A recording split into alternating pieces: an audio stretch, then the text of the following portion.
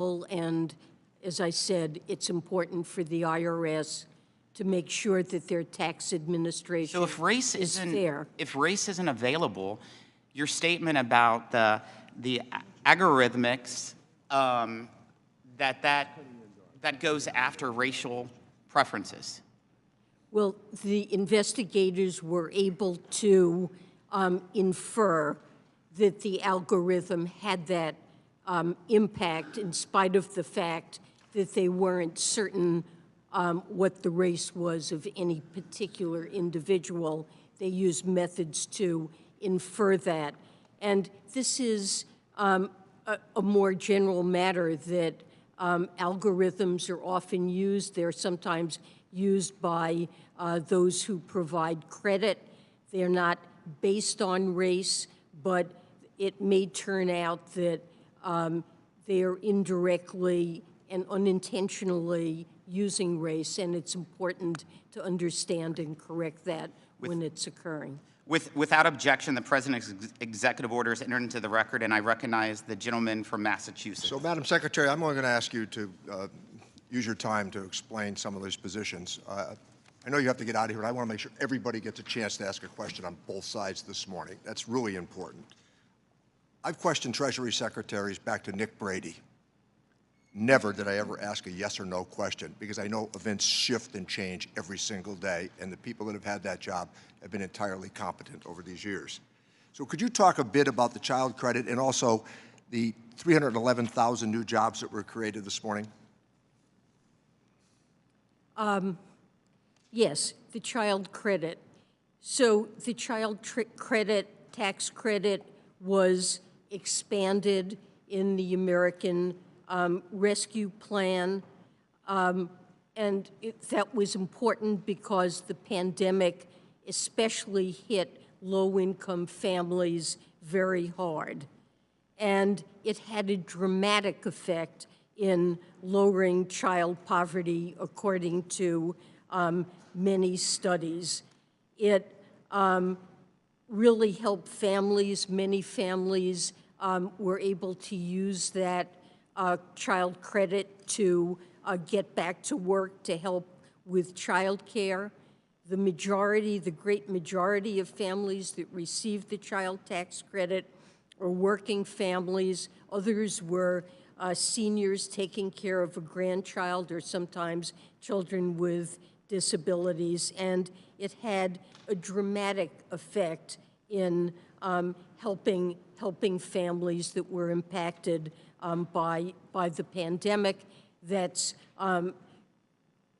the President believes that this is something that should be in place permanently, and his budget recommends reinstating the credit on the terms it existed in the ARP.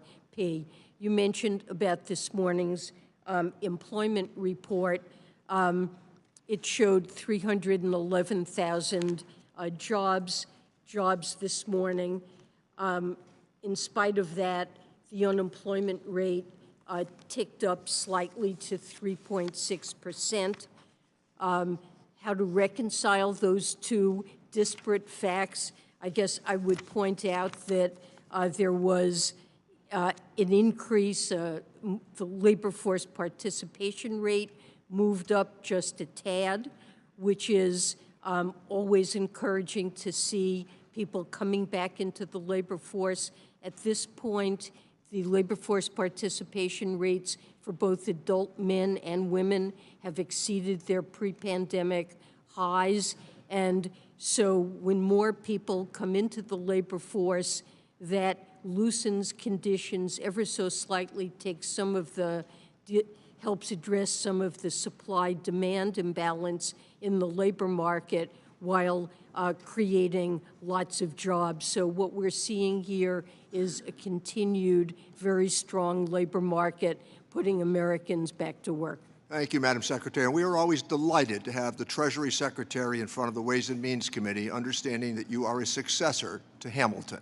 Thank you. Thank you. I look at his picture in my office every day. The gentleman from Florida, Mr. Buchanan, is recognized. Madam Secretary, thanks for being here today. My concern is when you look back over the last 20 years, over 20 trillion in debt. So I want to talk to you a little bit about the balance sheet. Also, this financial report that gets put out last couple of years, you signed it. And so I'd like to get your thoughts on exactly, is it a clean opinion?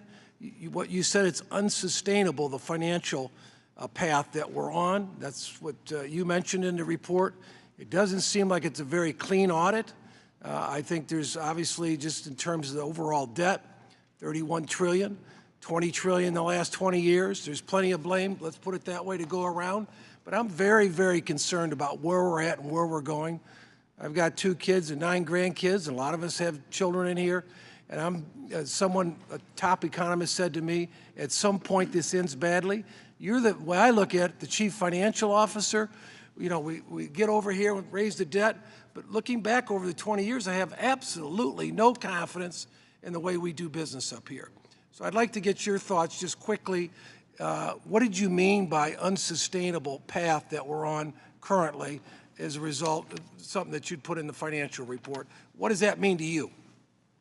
Well, a sustainable path is one that keeps in my view, the interest expense on the debt that Americans have to pay. We take in tax revenue. Some of it needs to be devoted to paying interest on outstanding debt. How do you explain 20 trillion? It's critical that it be manageable. Excuse me. How do you explain 20 trillion in 20 years? I mean, we just keep piling up the debt. 100 basis points on 31 trillion is $300 billion a year. I mean, we're kidding ourselves. So if you're at 5–6% thinking about raising rates, you're talking $1 trillion and a half in just interest alone. So I think it's a concern. Let me just jump to the second question quickly. Is $1 trillion, they're talking about tax increases on small business. That's the proposed budget in terms of pass-through entities. I'm very concerned. That puts the American dream clearly at risk.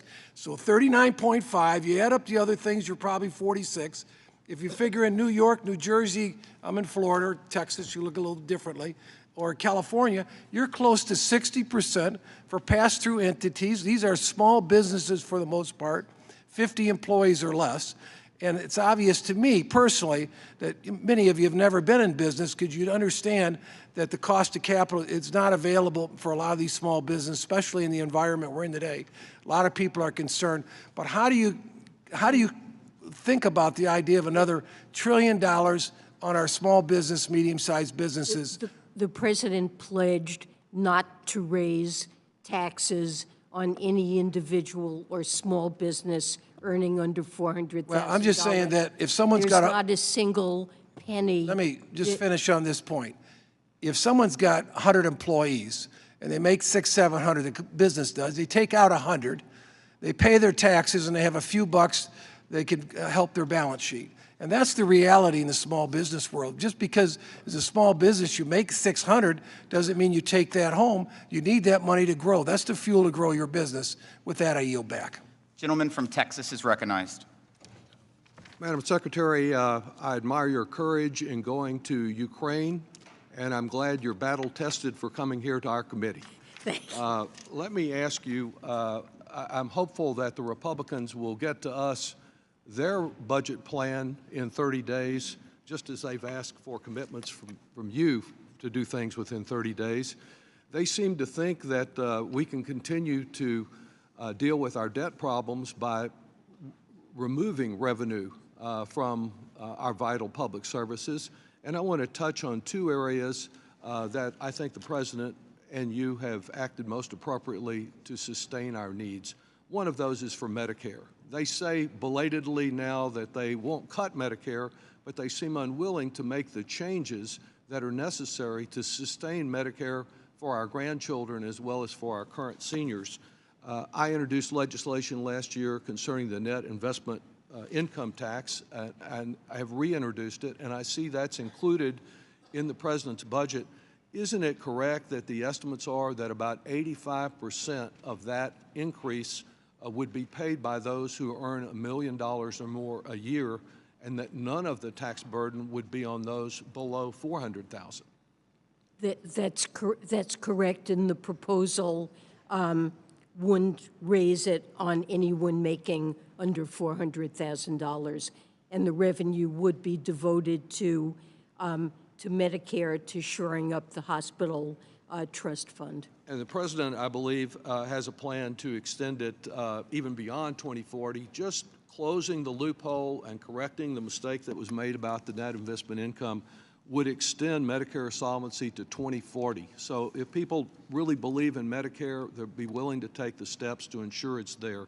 And of course, the second one, and it mystifies me at the creativity of our Republican colleagues in coming up for excuses to defend multinationals for not paying their fair share for our national security, though they benefit from it perhaps more than any other group in our society. So I admire your leadership on the global minimum tax. This newest excuse we've heard this morning is that it's going to all help China. They helped China yesterday with their China Bond First program, but tell me about why it is an error to claim that China will somehow benefit from stopping the race to the bottom. China will not benefit at all from this. China will be forced to raise their minimum tax on their multinationals up to the level of 15% on a country-by-country basis.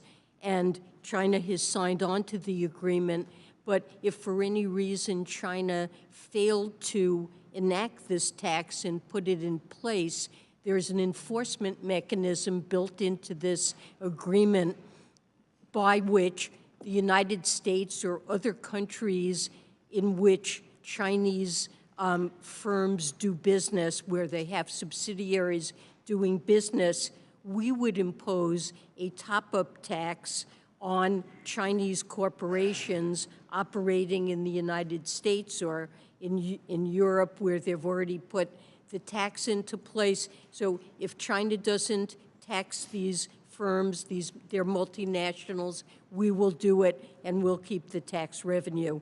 But one way or another, we will level the playing field so Chinese firms are on the same footing as our multinationals. Thank you for your leadership. Thank you. Gentleman from Nebraska is recognized. Thank you. Thank you, Secretary Yellen.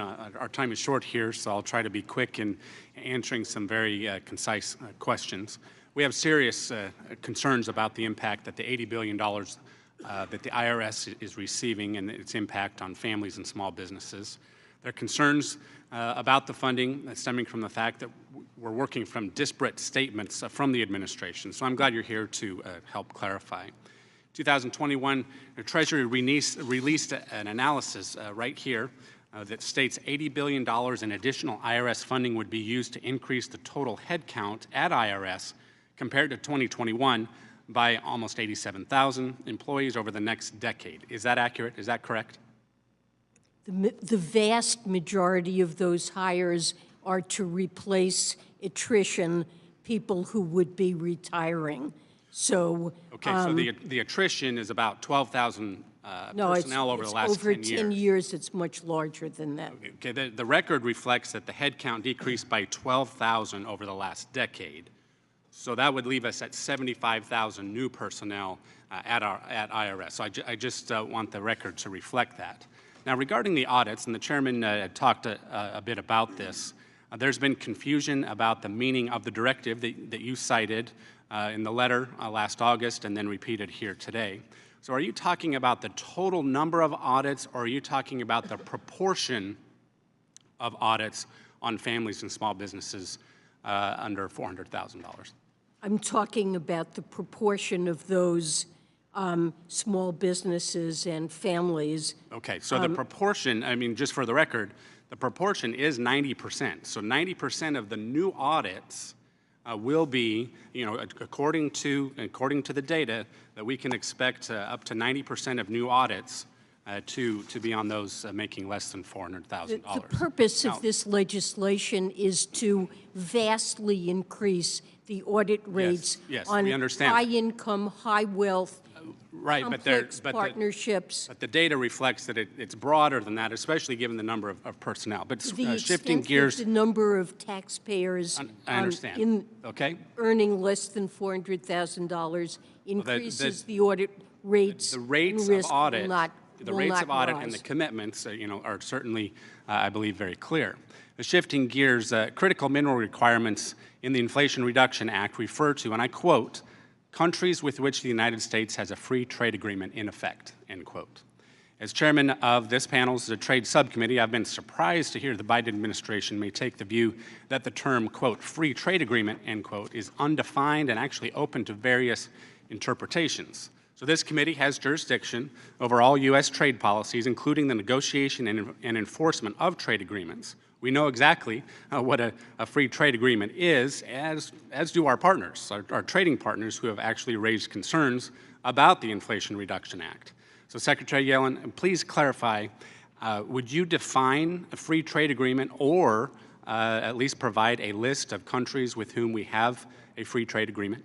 Well, we clearly have a number of comprehensive free trade agreements that will qualify as free trade agreements for the purposes of this statute. But in December, Treasury issued a white paper that lays out a possible approach to identifying additional agreements that could potentially qualify. And we understand that the key goal of the IRA is to strengthen supply chains we rely on for energy and resources. And in order to effectuate the goals of the legislation, it may be appropriate to negotiate. I understand what the IRA is additional- intended to do. I fear what the actual impact will be, and my time has expired. Gentleman from California is recognized. Thank you, Mr. Chairman. And Madam Secretary, thank you for being here and welcome. I have a couple of things I want to bring up, but first I want to be really clear. You were confirmed Secretary in January of 2021. This January, we hit the lowest unemployment rate in 50 years. We went from unprecedented pandemic to the lowest unemployment in decades, and you oversaw all of it. And today, as we heard, 311,000 new jobs in February. As Mr. Neal highlighted, your incredible resume and your history, you are truly a pro. Over the past couple of years, I've been privileged to work directly with you as we transition to clean and renewable energy, and I want to thank you for your cooperation and your help. I've got 4 items I want to bring up. We have a limited amount of time, so I'll ask 2 and write you about the other. I'd like to talk to you about my top 2 priorities, disaster relief and mental health, and I'll start with disaster relief. Madam Secretary, many survivors of California's wildfires in 2015, 17, and 18 are eligible for compensation from something called the Fire Victims Trust, which established following the Pacific Gas and Electric bankruptcy. However, in many of these cases, the survivors are being forced to pay taxes on a settlement award they received from the trust, including roughly 30% of the award that goes to attorneys. I have a bipartisan, bicameral legislation clarifying that disaster relief payments like these from a trust fund are straightforwardly non-taxable. And I'd like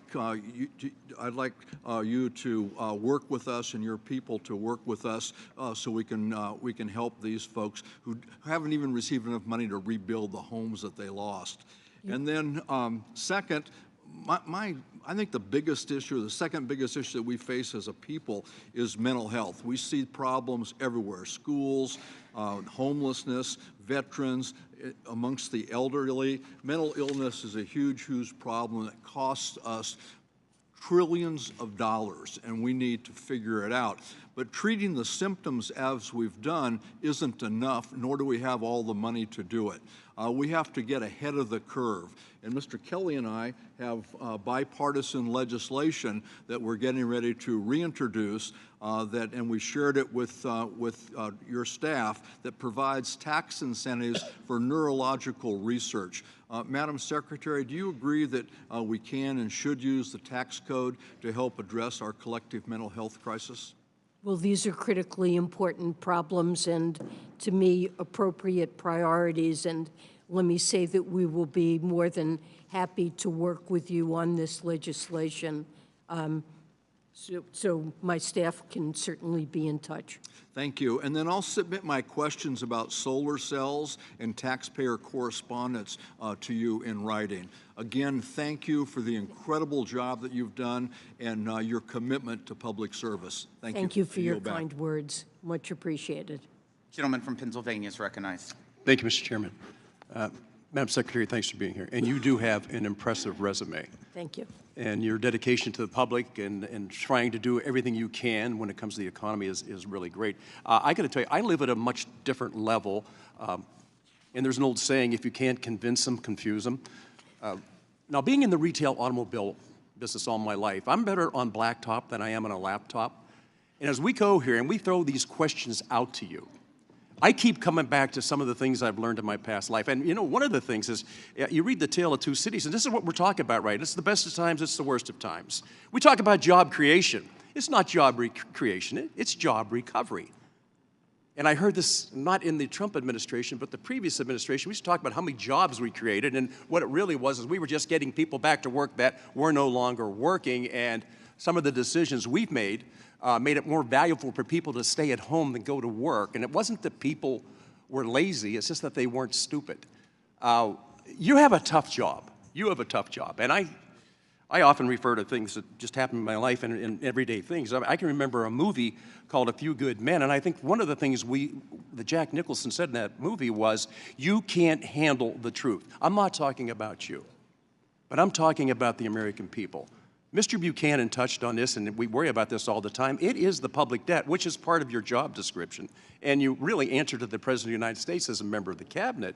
I am just baffled as where we go from here and how we can put a smile on our faces, because the people I talk to aren't in this room.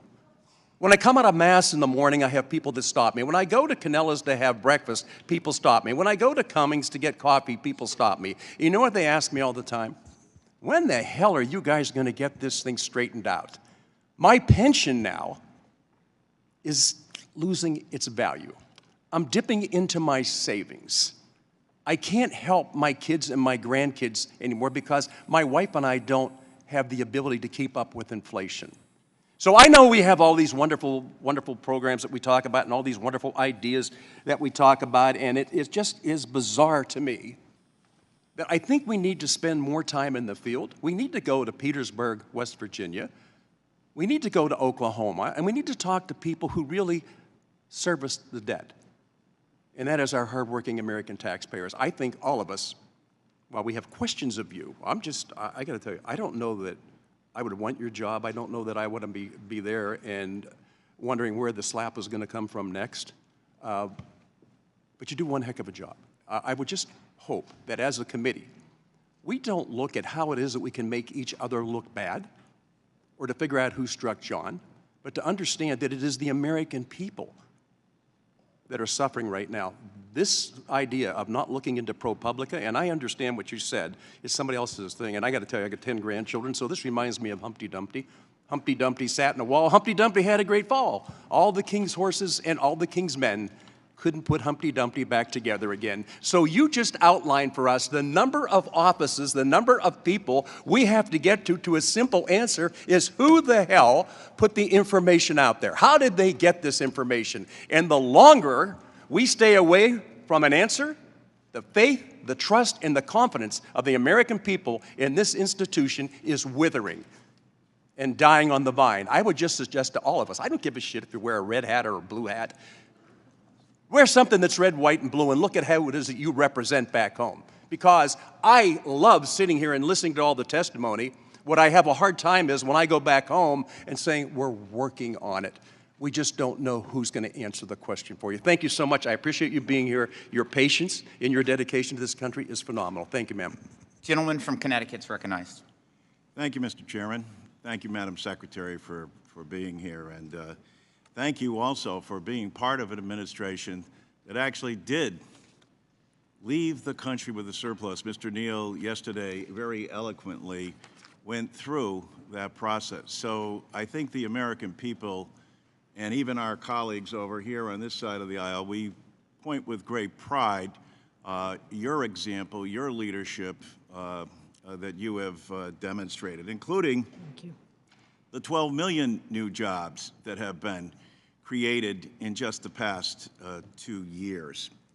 I also wanted to, because there's a lot of talk about fairness and debt, et cetera, and I am now the ranking member of the Social Security Subcommittee, and Social Security, as you know, is the nation's #1 anti-poverty program for the elderly, and hopefully we get the child tax credit back, but absent that, it's the #1 anti-poverty program for children as well. I commend the President for his budget that increases the opportunity and makes Medicare more solvent and also strengthens Social Security. And it does so actually by paying for it. And the President in his comments said, and you pointed to this, that there will be no tax increase on anyone over $400,000. How many Americans does that represent? How many people are in that area of earning over $400,000? And is it fair that someone who's making $30,000 or $50,000 or $75,000 pays in the whole time, and someone like Elon Musk stops paying after day one for their Social Security? Isn't this about fairness? I think it is about fairness, and I think hardworking Americans who have counted on Social Security and paid into it their entire lives and dependent on it as their major source of income in retirement, I think we need to make sure that it's there for them and that we look for additional revenue to Americans with very high incomes, many of whom in total pay less taxes than a teacher or a firefighter. And throughout the President's budget, there are many proposals to make sure, for the sake of tax fairness, that those individuals pay at least a minimum. A person making $100 million or more should pay at least 25% of their full income as taxes. But yes, I think it's for tax fairness like Mr. critical. Kelly, I go to a lot of places, and everywhere I go, they ask me, when are we going to fix Social Security? And why is it that I have to pay in, and we learned from the President and this exchange, why do I have to pay in constantly out of every paycheck? It's called FICA, Federal Insurance Contribution, and the wealthy do not. Agreed. The only floor vote of the date has been called. As there is only one vote, we will keep the hearing going on. So please vote and then return to the hearing immediately. Gentleman from Arizona. Thank you, Mr. Chairman and Madam Secretary. The nature of the chaos of what we all do. We only have 3.5 minutes, so the tyranny of the clock. When you have high-profile elected members who will say things, because I have an incredible concern of messaging and stability in debt markets around the world. When we will say things like, debt doesn't matter, print $1 trillion coin, modern monetary policy, we can just keep borrowing. Is that helpful as we're trying, and particularly when you're looking at your subscription rates and your auctions? Do you wish on occasion we would just not talk about things we don't understand? Well, look, I think it's critical that the United States be on a fiscal path that's responsible and sustainable. And I know this is more of a message from our brothers and sisters here. Particularly, I have a long list of quotes about debt not mattering from my brothers and sisters on the left, and I think that's a really horrible messaging to debt markets when you and I were trying to convince the world we take this very seriously. I think we should take it seriously, and it does matter. In your banking reg side of Treasury, any concerns over some of the stresses right now in bond markets, particularly your Basel holdings, Silicon Valley Bank, when mark to market? Are you picking up any data that we should be at least cognizant of? Well, I will just say, you mentioned Silicon Valley Bank.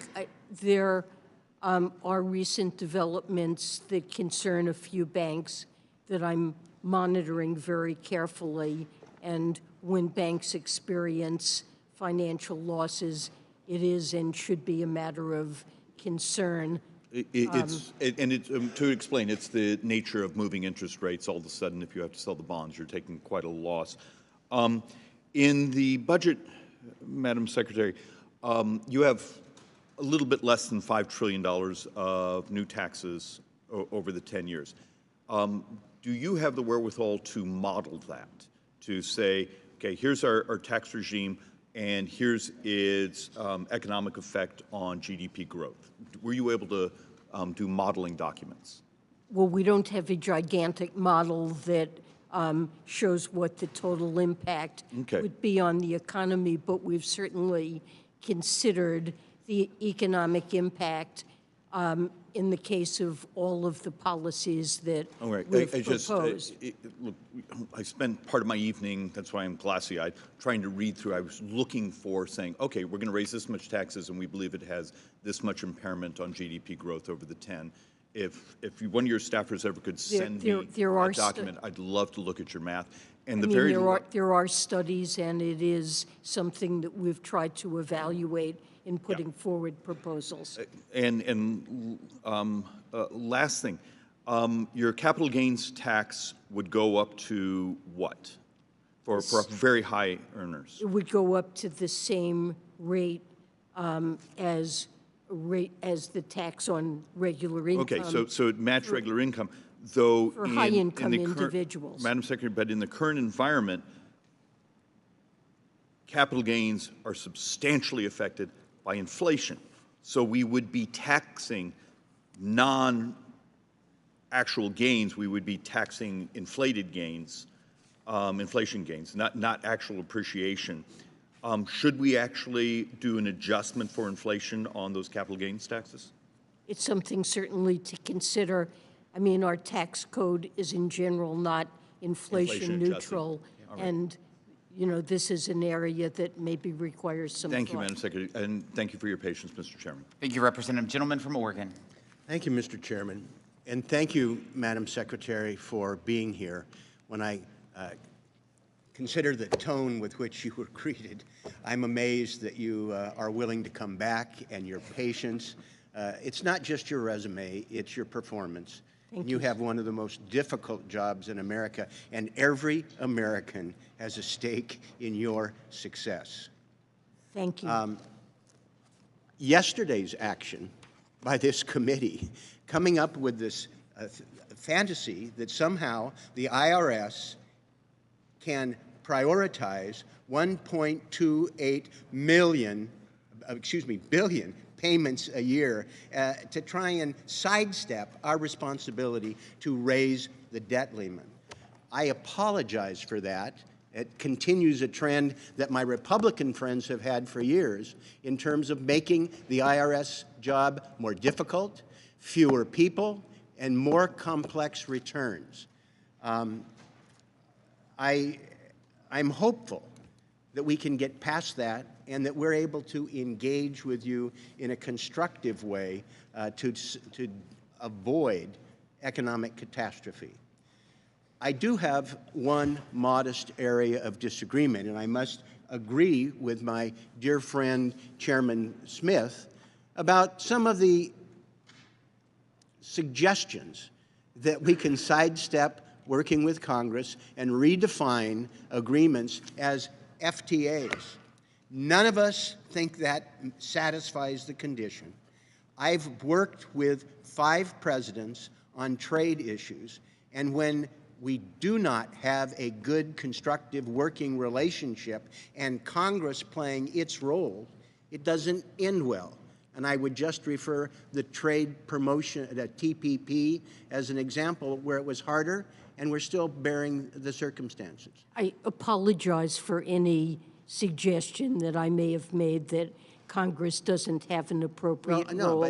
But in terms of redefining what a what the terms are going to be, it's in effect sidestepping us. I hope that I think you will. we have been in close touch with this committee. Yes, I My understand staff that, have but been. But it's different than treating our statutory and constitutional responsibilities.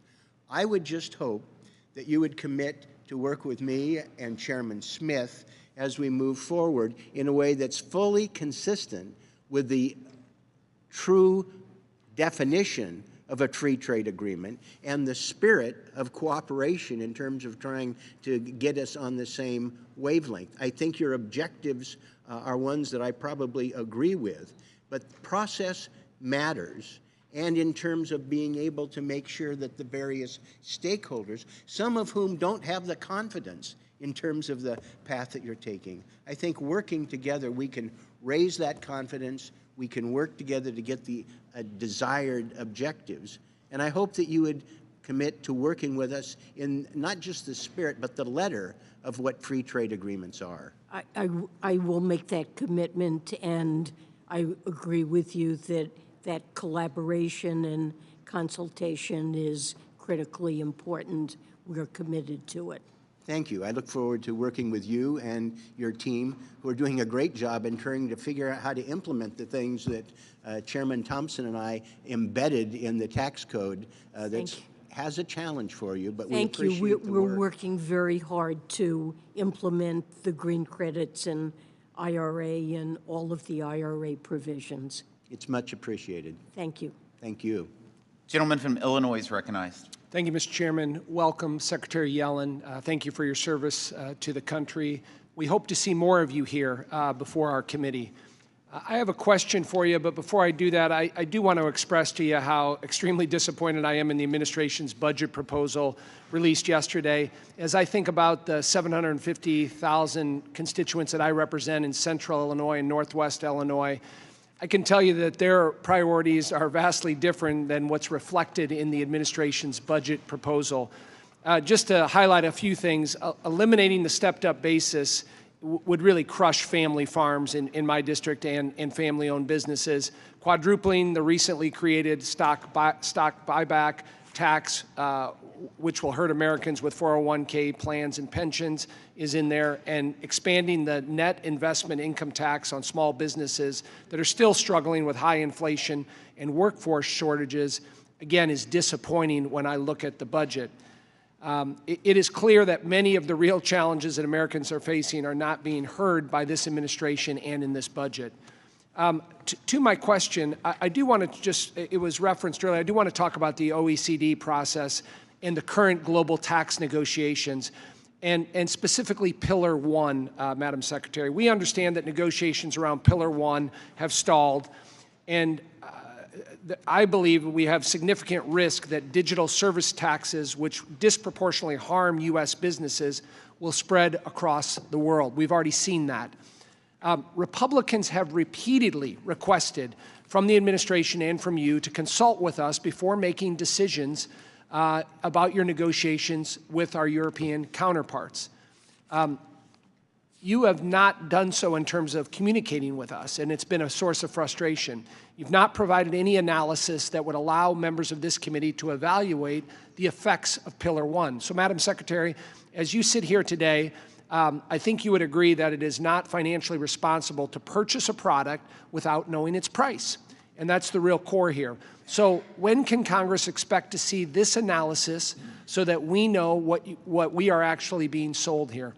So let me say that we have consulted and with this committee and with staff on a regular basis about these global negotiations. So we are keeping staff of this committee, our staff is keeping committee staff well informed. Well, reclaiming my time on just on that point, Madam Secretary, we are looking for an analysis. I would love to have, if you have an analysis here today, you can supply us. Let me respond on that point. What we've said is that we stand to gain substantially in Pillar 1 because we're a very large market jurisdiction, and that means that we will get increased taxing power. However, there are also provisions on which we will lose, and it's a very fine balance. Zero is certainly a possibility with respect to revenue, and there remain significant disagreements in the Pillar 1 negotiations. Until those are resolved, we can't do the analysis that you want, but what we have said is that the likely impact on U.S. revenues, while it could be slightly positive or slightly negative, depending on the details, it is not likely to be large. Well, I would just say the premise of what you just said there and the justification for that sounds great, but an analysis on there that we can digest and look at and work with your team is what we need. Thank you. Thank the gentleman. The gentleman from New Jersey, Mr. Pasquarello. Thank you, Mr. Chairman. Madam Secretary, a Stanford University report found that black taxpayers are disproportionately audited by the IRS. I'm sure you read that report. Now, this was true for earned income tax credit recipients, and this group is long overrepresented in getting audited. The numbers show that. I'm thrilled we have a new IRS commissioner to effectively implement the Inflation Reduction Act to close the tax gap and rebuild a fair tax enforcement. Yesterday, our Oversight Subcommittee called on Mr. Werfel to prioritize fixing our biased and broken two-tier tax system. Madam Secretary, will you commit to addressing racial disparities in audit selection? Yes, absolutely we will. We need a tax system that operates fairly. And as you noted, our new IRS commissioner has promised to report back to Congress on this matter very promptly. Will you ensure the IRS uses Inflation Reduction Act funds to stop disproportionately auditing EITC recipients and focus on auditing other folks in the system as well? The focus of the funds in the IRA is intended to be high income, high wealth, complex partnerships, corporations where audit rates have fallen to extremely low levels and where most of the revenue that constitutes the tax gap, we know that's where it lies. That is the focus on enforcement. But on the EITC, there are high rates of improper payments, partly because there are firms that improperly file for EITC for low-income individuals, and we do need to attend to that. So it's not the fault of individuals, but there is an issue there that we need to continue to focus on, maybe through education and outreach. You've provided tremendous service to our country. Thank you. Mr. Chairman, I want to bring to your attention the fact that there is a member of the cabinet sitting before us who admits mistakes once in a while.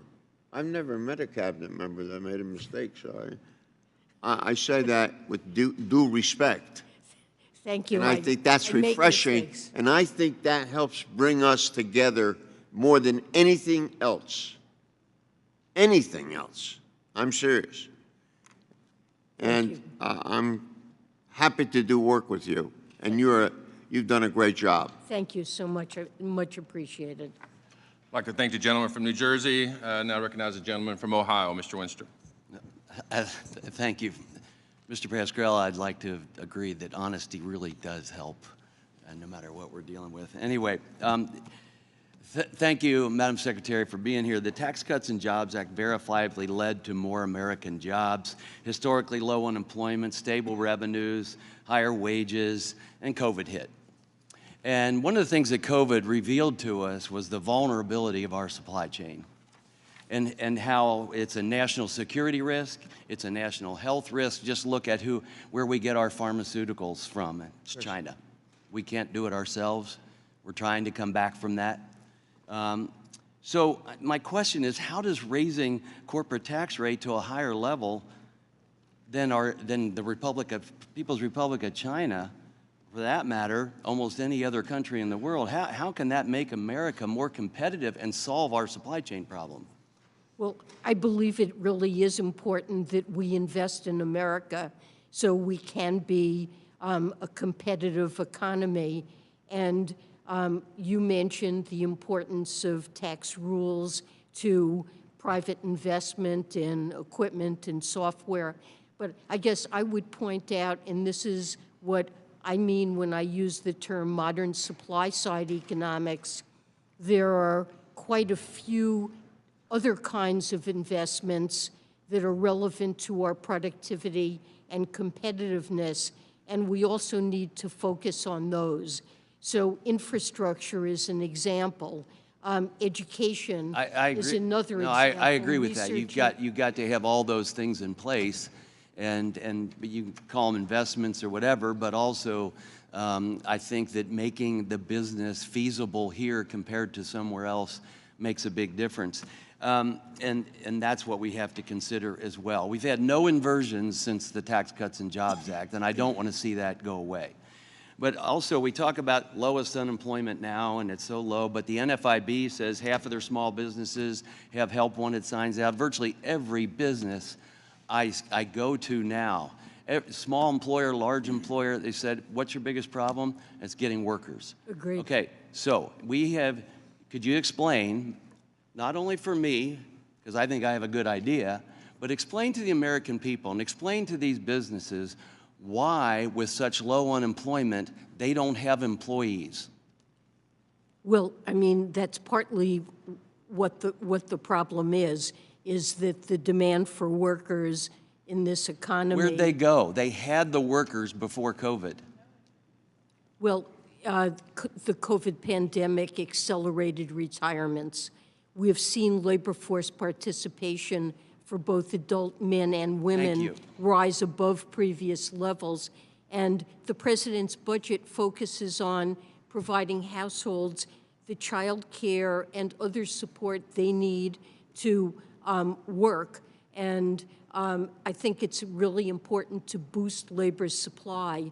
And the president's budget is focused on that. So my point is, it's not completely honest if we just say, hey, unemployment's low. Well, yeah, but it's still a problem to get employees. So we can't pretend there's a rosy picture. We've got to address all these other issues. It is a problem that many businesses, most businesses, face and are trying to deal with. Thank you. I yield back. Appreciate it. Gentleman from Illinois is recognized. Thank you, Mr. Chairman. Thank you, Madam Secretary. And I thank President Biden for prioritizing policies that would provide meaningful relief to Americans, both young and old. I deeply appreciate the recognition that making the adoption tax credit refundable is essential to removing income as a barrier to adoption. I thank the President for advancing an even greater child tax credit to lift even more children out of poverty. The CTC was a lifetime in my communities, and its absence makes children more vulnerable. I also want to thank you for prioritizing the improvements to the Earned Income Tax Credit that I have long championed in my responsible fatherhood legislation, and for preserving the protections for foster youth and youth experiencing homelessness. I thank you for permanently ending the taxation of forgiving student debt and for all the other policies that would make our country stronger. I hope that you will consider the importance of direct tax credits for child care and rent as supplements to the strong budget you proposed. As we saw with the modernized child-dependent tax credit in 2021, direct tax credits serve as an essential tool for helping every eligible working parent or cost-burdened renter given the limited availability of other assistance such as vouchers or low-income housing. And finally, like other systems in our country, the seemingly race-neutral tax policies and audit practices have a substantial disproportionate impact on taxpayers of color.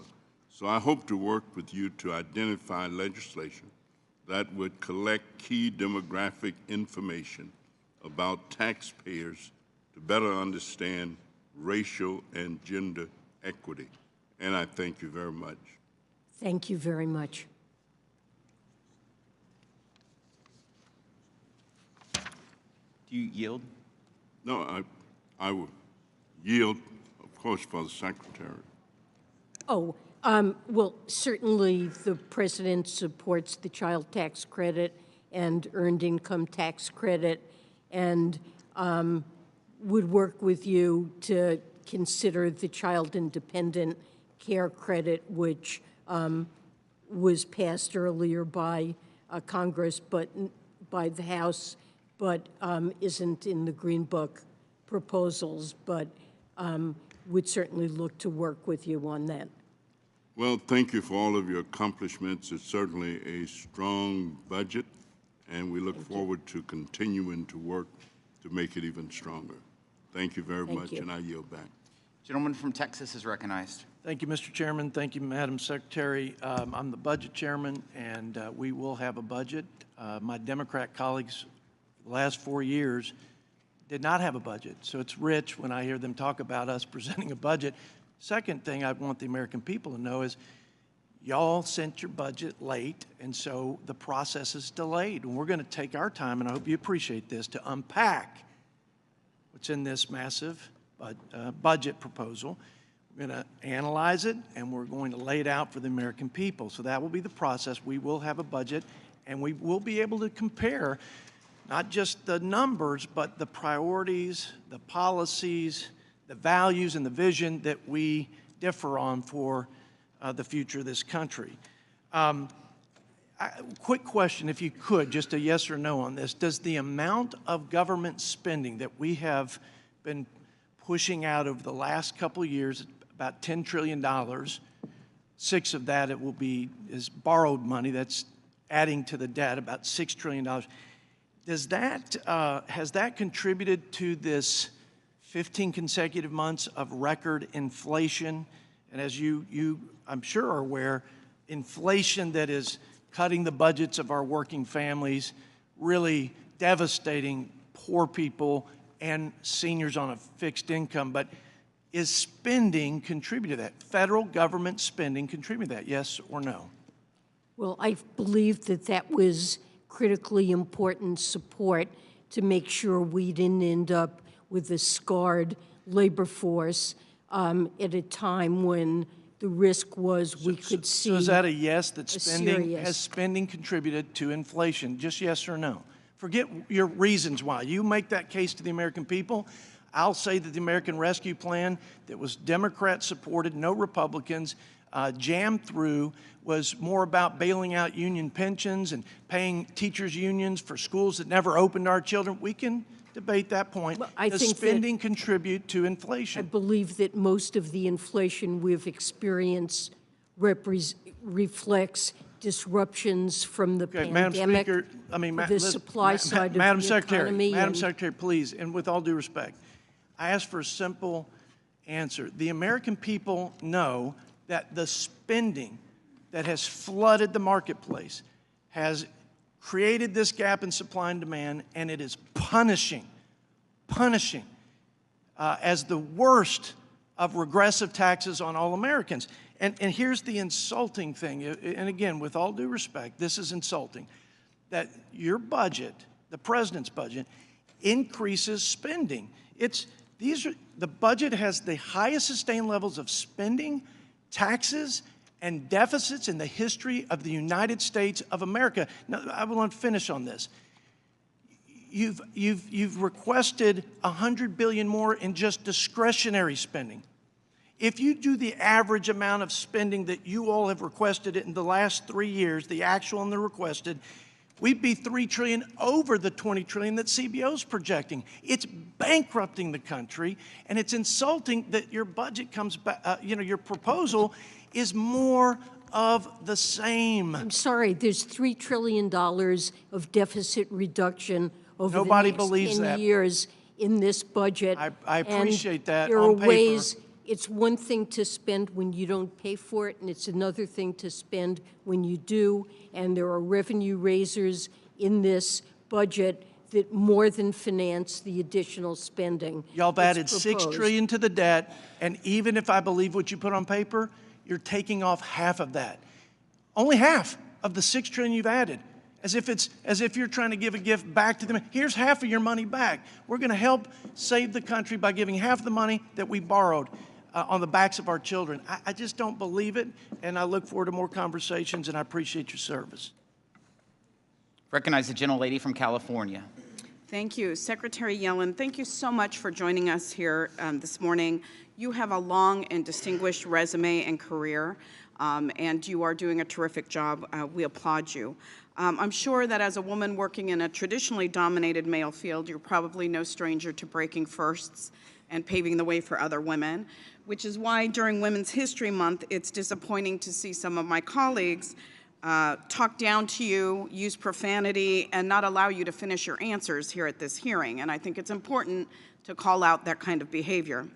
I want to refute a point that several of my colleagues have made with respect to the lack of workers, that somehow my Republican colleagues want to blame the Democrats for. I want to remind my colleagues of a few salient points about the worker shortage. Number one is that prior to the pandemic, we had worker shortages. When I used to meet regularly with my small business owners, they identified that as the number one problem that they were experiencing. And then during COVID, many baby boomers retired during the pandemic, and many are now too old to return back to the workforce. So that's a contributing factor. Additionally, the birth rate in the United States has been falling for years, and it's not at replacement rate now. So we don't have the workers coming up because we simply have a lower birth rate. And then I would remind my colleagues on the other side of the aisle that lack of movement on immigration reform that creates legal pathways for immigrants to come to this country also exacerbates the worker shortage. So let's just be real clear about what some of these contributing factors are instead of just blanket blaming Democrats for the lack of workers. It's some of the actual things that are outside of our control, which is demographics, but also things that are within our control, like immigration reform.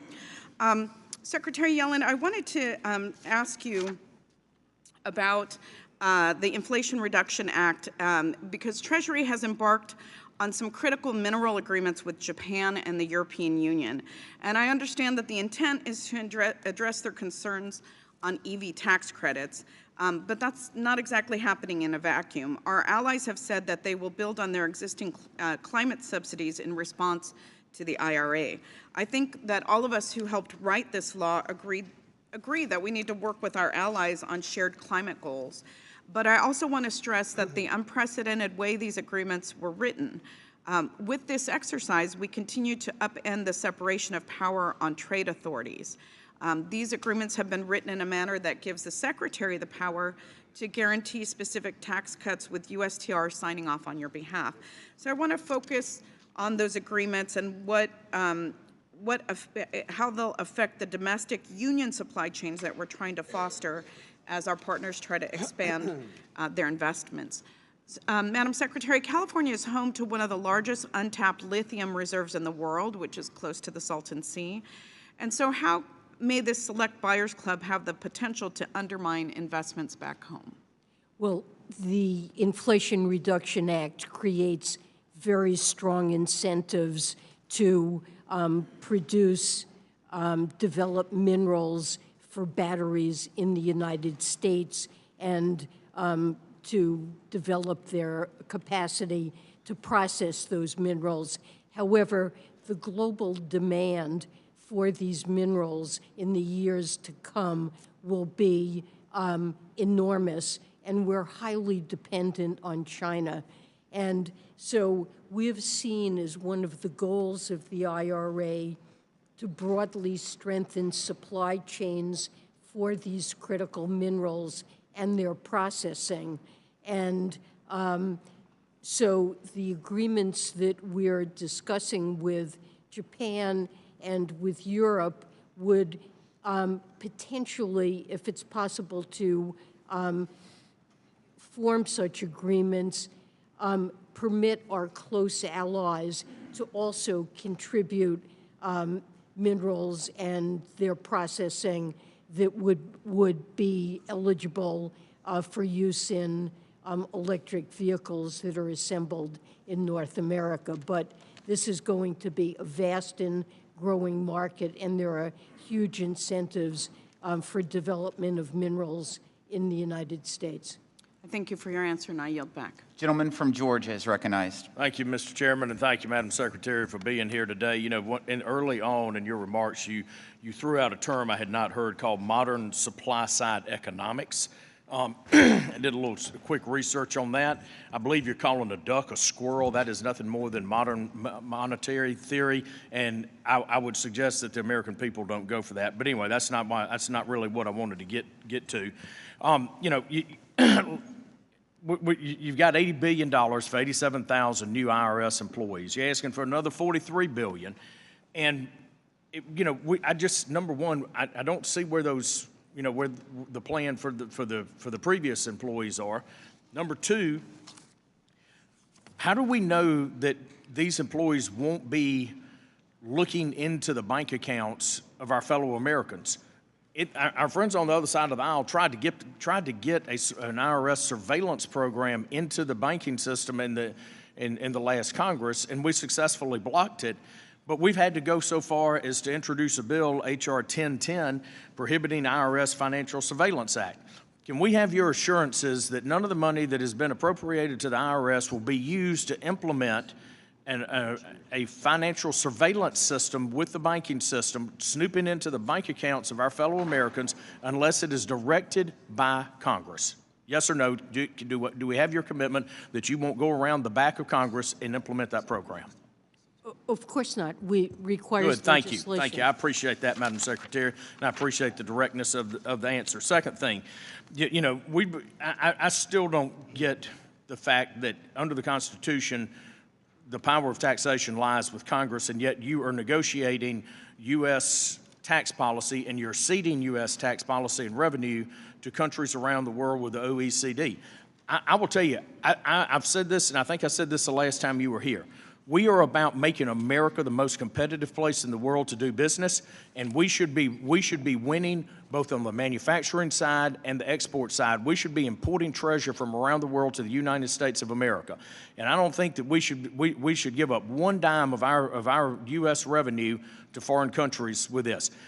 When we have a debt crisis that is looming, okay, real quickly, can you tell me, will the GILTI revenues, if your Pillar 2 is implemented, will those revenues go down here in the U.S.? Well, if the United States implements the GILTI tax, which would involve... As a function of Pillar 2, would you see a decrease in tax revenue coming into the U.S. from that? It would be a huge increase in tax revenue okay. if we implement the GILTI tax. Okay, Our tax I think that's revenue yet to be determined. Now, clearly rise. One final thing, Madam Secretary.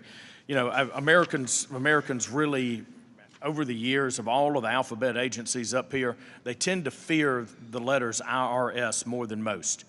And one of the things that we find disturbing is that the IRS has been buying up a tremendous amount of ammunition and firearms over the years. Two things. Number one, can you provide a report to this body that will explain why the IRS has purchased so much 9mm ammunition, and will you commit to not buying a single bullet or a single gun in that agency until you get your customer service right? Look, there Yes or no? Will you look into that? No, I won't, because... Okay, thank you, Madam. My time has expired. Mr. Chairman, I yield back. Thank you. Gentleman from Kansas is recognized.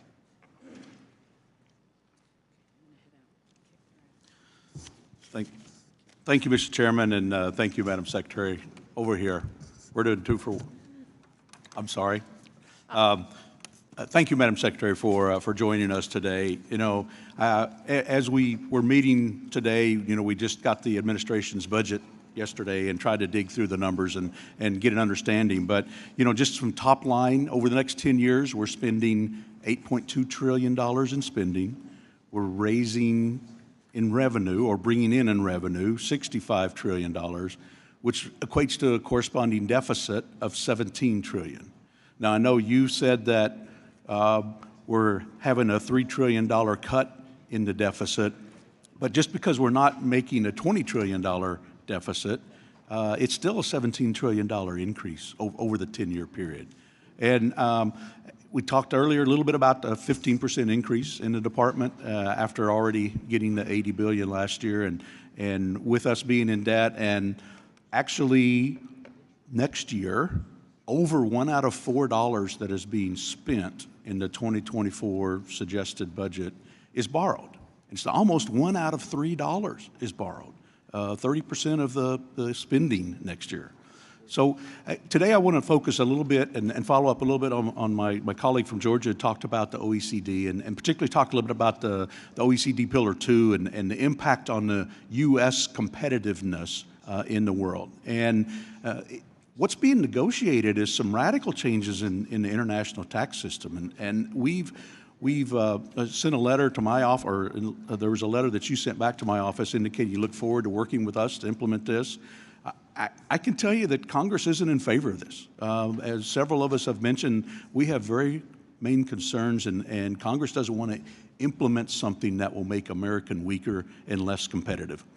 So, you know, last year, the Democrat majority in Congress wouldn't even pass the Pillar 1 or the Pillar 2 and OECD provisions. So have you informed the other countries that we're negotiating with that, you know, it wouldn't pass last year and it's probably not going to pass under a Republican Congress this year? My understanding is that there were members of Congress that did not want the United States to go first in implementing a 15% minimum tax country by country. We already have a 10.5% GILTI, or minimum tax on earnings of American multinationals abroad.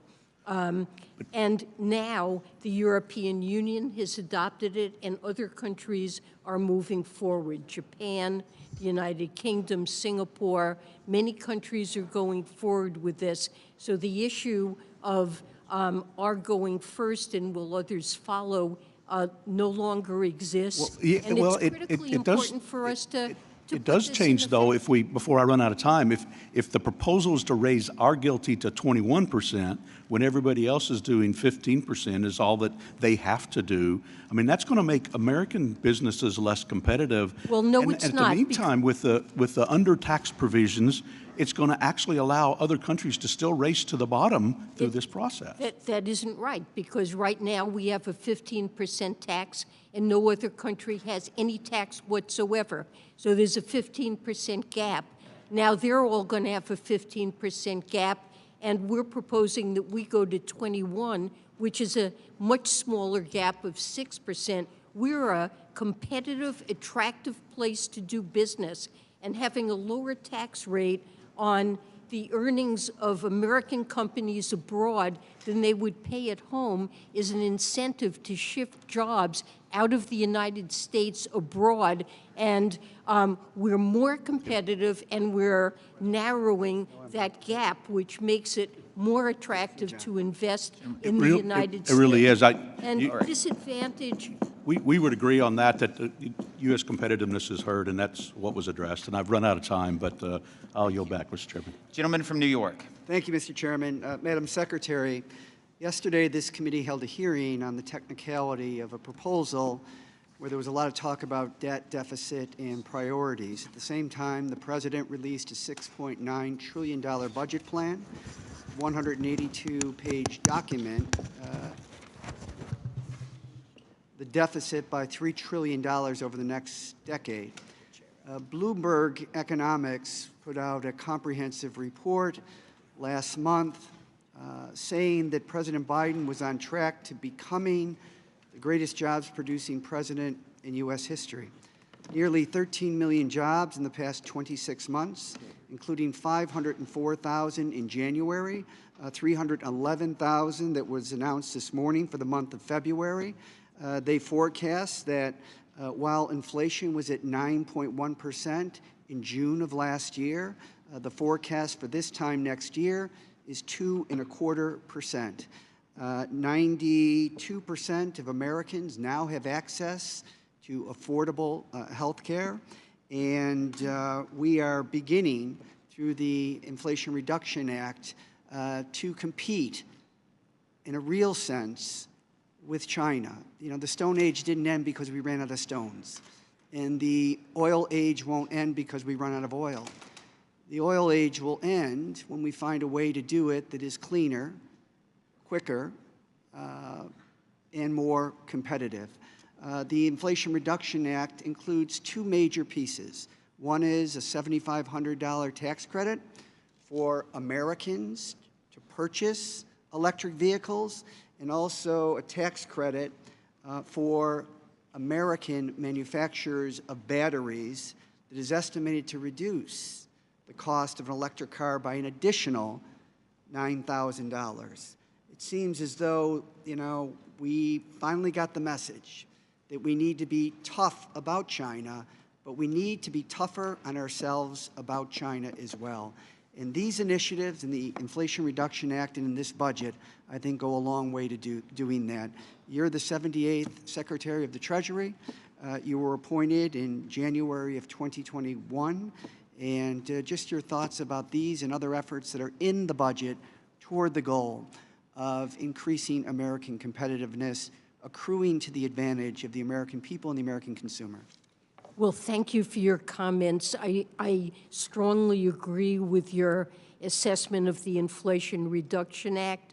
It is already having a dramatic effect on investment in the United States and job creation, and will make us more energy secure and more competitive and deal with the really national security threat that reflects our overdependence on China for the provision of many, both battery components and electric batteries, solar panels, wind turbines, what we need to be energy secure, to promote clean energy. So this is a huge step. The Semiconductor and Chips Act addresses our dependence in China and reduction in competitiveness in manufacturing semiconductors in the United States, and that's having a huge effect already in job creation. And the Infrastructure Act is really shoring up our competitiveness by finally repairing roads and bridges that are decaying in the United States and really need to be upgraded, and also what's necessary for a modern economy to have digital access all over the country. These bills are shoring up our competitiveness, and the budget will add to the provision of funding for R&D, innovation in the United States, and other things. Thank you. I yield back. Gentleman from Pennsylvania is recognized. Thank you, Mr. Chairman. Madam Secretary, thank you for your service to our country. I was pleased to hear, in response to one of my colleagues' questions earlier, just a little while ago, you said that the debt, these matters, and I quote, should be taken seriously. When you and I talked last year during this hearing, you said, and again I quote, it is desirable to reduce deficits. Do you still feel that way, Madam Secretary? Yes, I do. The chart I have here, and I don't know if you can see it, hopefully you can catch it, but this is the next 10 years and compares the 2023 proposal by the President, budget proposal, and 2024. I have directly from the budget these sheets. And What it shows is that this proposal, 2024 compared to 2023, increases deficits further, year over year. And the orange on here is your new proposal compared to what you were proposing last year. You see some significant difference in the early years, but it never is reduced over the proposals from last year. And on your totals on this sheet, you're proposing over the next 10 years today, $17 trillion in additional deficits and debt, as opposed to 12 months ago, you were proposing $14 trillion total in deficits and debt. So my question is today, why are you proposing $3 trillion higher deficits than you proposed last year? Well, excuse me, the budget contains a table, Table S2, that shows the effect of the budget proposals on projected deficits, and that illustrates. Do you disagree with my characterization? I do disagree, because what this table shows is that the president's proposals result in additional deficit reduction relative to the 2023 baseline of close to $3 trillion. Could you point out which year there are? I can barely see your chart, but I can Could you look at your sheet and tell me which year there are lower deficits than what you had proposed last year? Well, for example, starting in 2025, the projected deficits in the baseline were 6.7%, and in the president's proposal. That was not your baseline last year. That is CBO's baseline, which is far higher than what you were projecting last year. So essentially, you're saying our policies created higher deficits than you had projected last year, and now we're going to take credit for reducing those higher deficits by $3 million. Am I right on that? Or $3 trillion? Relative to where we were before this budget was issued and the deficits that we would have seen, this budget projects nobody outside of the Beltway will look at your proposal compared to the proposals last year. We'll look at your proposal compared to what has actually happened. We'll look at a chart like this, which is taken directly from your numbers, and say that we're reducing the deficit. And it's a shame, because we both agree that long term, we're on a wrong fiscal trajectory. We must do something about it, and this budget does nothing. In fact, it adds to the deficits and debts that we've been experiencing. So again, no one else would believe that we're reducing the deficits with your budget. Thank you. Recognize the gentle lady from West Virginia. Thank you, Chairman Smith and Ranking Member Neal, and thank you, Secretary Yellen. I hope you take that cough drop. It's from me. Thank you. Thank you very much. In your fiscal year 2022 revenue proposals, you recommended that Congress lower the 1099-K threshold from the time-tested standard of $20,000 to just $600 with no transaction minimum in order to, and I quote, close the tax gap. Congressional Democrats heeded your request and included the provision without any debate or consideration. President Biden signed it into law, and he touts the accomplishments of that bill to this day. In December of last year, your IRS delayed the implementation of the provision that you recommended for a full year. The IRS cited the difficulty in administering the program as just one reason for this delay. Your IRS had a full year to prepare and to send taxpayers a bill that they likely didn't owe, and you could not handle the burden. If this policy was too difficult for the IRS to get right after a year of work with your 87,000 new agents, not all of which are even back in the office yet, how do you expect an individual, say he's selling his couch or drum set or old furniture, to handle the cost and the compliance burden?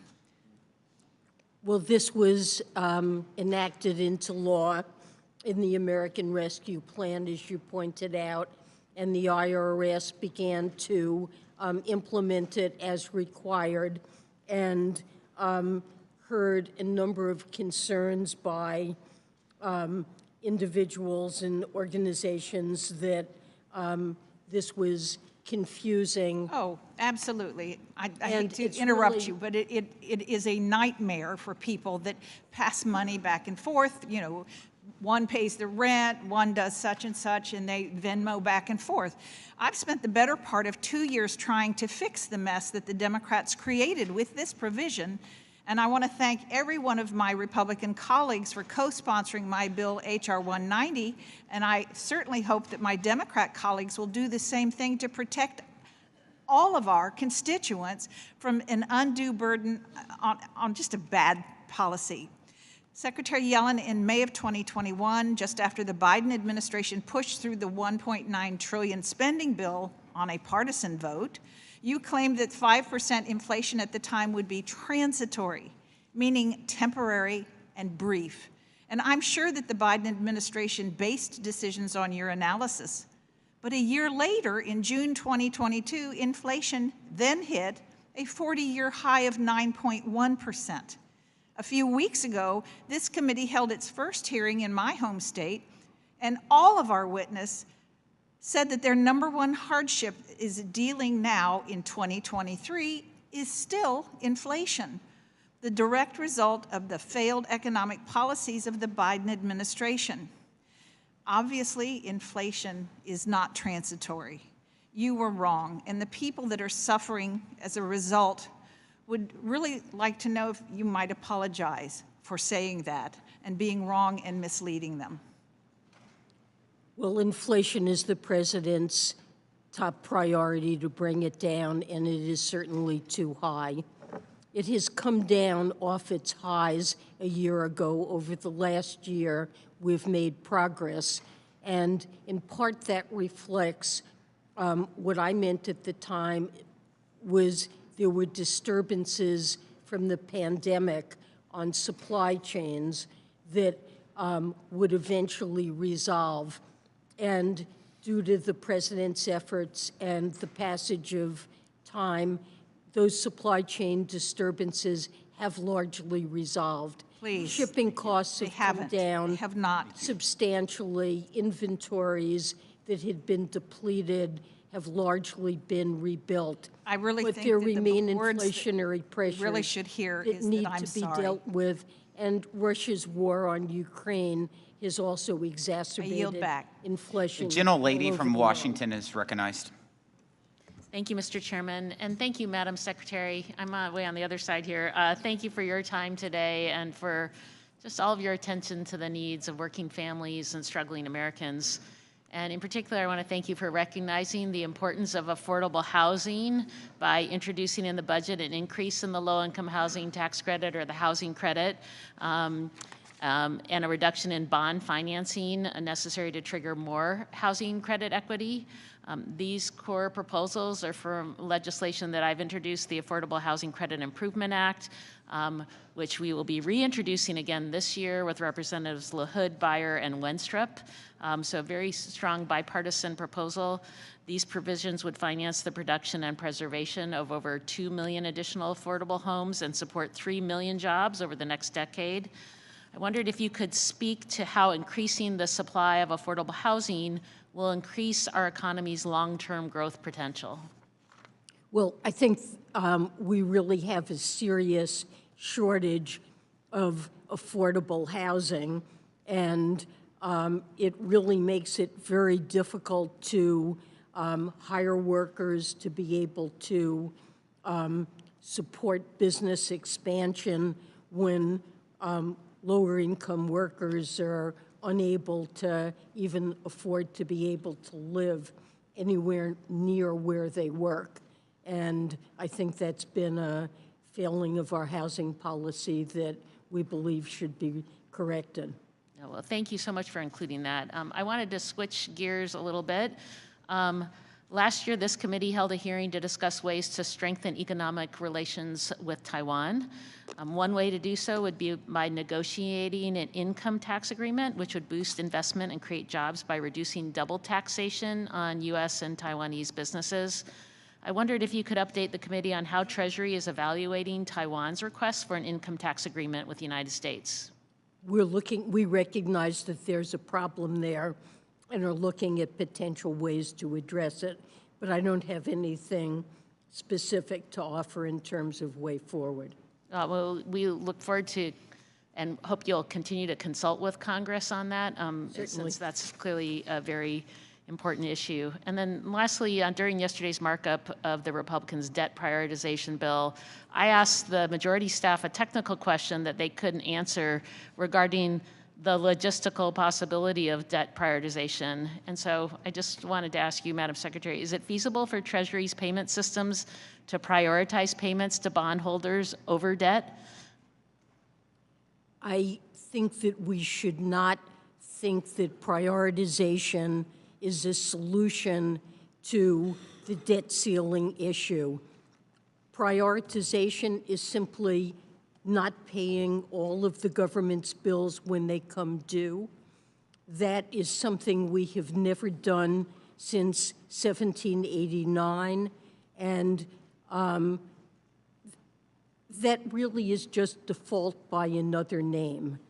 So what's critical is that we maintain our commitment to pay the government's bills, all the government's bills, when they come due. And if we don't do that and think that there's some shortcut around it that will avoid economic chaos, we're kidding ourselves, because not paying the government's bills will produce economic and financial collapse.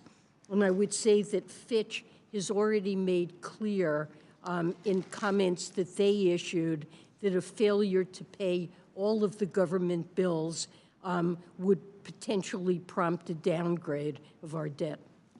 Thank you, Madam Secretary. I appreciate that. I yield back, Mr. Chairman. Gentleman from Oklahoma is recognized. Madam Secretary, over here. Madam Secretary, I really appreciate you being here today. Madam Secretary, with all due respect, and we've talked about this both times you've been here, your go-along OECD negotiations have been a failure. Your Democrat majority House Senate president did not adopt these rules last year. Here we are, and there's no way in the world that Republicans are going to adopt this. I don't know how you think that circumventing Congress would be a way to do this. I think you would acknowledge that both of our jobs is to protect the U.S. worker, the U.S. taxpayer, and the U.S. fisc, but you're making it much harder by not allowing us to be a part of this process as we're supposed to do here on Ways and Means. And there's no reason that we should expect that China is going to play nicely with these rules. I mean, they're kicking out Western auditors right now, and we're just thinking that we're going to know exactly what their state-owned, state-regulated enterprises are going to participate and be transparent. I mean, trust me, we would like to know their transparency, but we simply do not. How does this ability to, this is a rhetorical question, but I guess we're trying to figure out, because we don't know, how in your OECD negotiations you plan on holding them accountable. You know, Madam Secretary, the American people need to know this. I mean, we're transferring and redoing our entire international tax system, your words, not mine, to stop the race to the bottom. And we have asked repeatedly, myself, Kevin Brady, others, I'd like to once again submit another letter for the record requesting without information. objection. Thank you. Madam Secretary, what are you doing to prevent China from cheating? Madam Secretary, when are you going to release the analysis of the impact of Pillar 1 and Pillar 2 tax frameworks on the U.S. fisc? And do you have the revenue modeling data, or are you just not sharing it? Or do you not have the data at all? And I'll give you the remaining 1 minute and 34 seconds to respond to all those questions. We've presented in the budget estimates of the impact of Pillar 2, which we urge adoption of by Congress. Other countries are adopting Pillar 2. The European Union has already adopted it and put it into effect. And this is a huge positive for the United States. Of course, it's up to Congress to decide if we should come into compliance with Pillar 2 or not. But we're the only country in the world that imposes any tax at all on the foreign earnings of domestic corporations. No other country does that.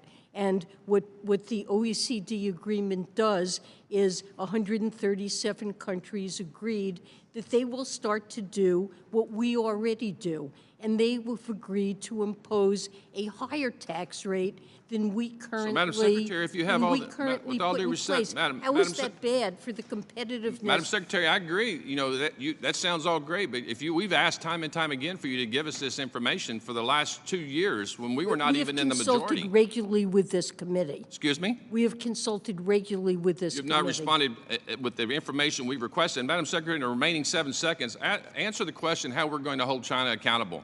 We can't even keep balloons from flying across the United States. How are we going to hold them accountable to the OECD framework? If China's not accountable, we will tax the income of Chinese companies operating in the United States, and the same is true for all other countries that adopt Pillar 2 and its associated under tax payments rule. That's the strong enforcement mechanism that's built into this agreement, that a country that is non-compliant and decides they wish to be a tax haven, that other countries have the ability to punish that by taxing those firms themselves.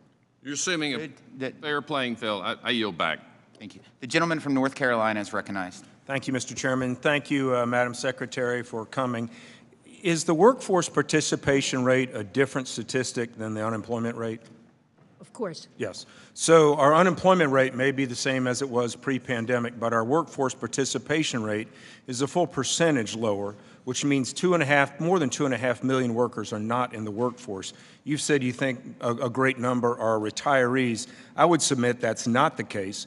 We right now, because Biden's continuation of the public health emergency continues with 18 million people on Medicaid who do not qualify for benefits and therefore not going into the workforce. Second is that retirees that left, our stock market has crashed, inflation has gone through the roof, so I don't see those people staying at home. So it is disingenuous to say that we're in the same situation as we were pre-pandemic. We've been paying people and enticing them not to come back to work. Second point, the Inflation Reduction Act passed without a single Republican vote. It was done behind doors, a very partisan piece of legislation. Fortunately, Senators Thune and Sinema dropped an amendment which passed 57-43. The Thune amendment fixed a provision that said that small and medium-sized businesses, which are in my district, could be subject to the books, it fixed this. If not, they would have been subject to the book's minimum tax, administrative, and financial burdens.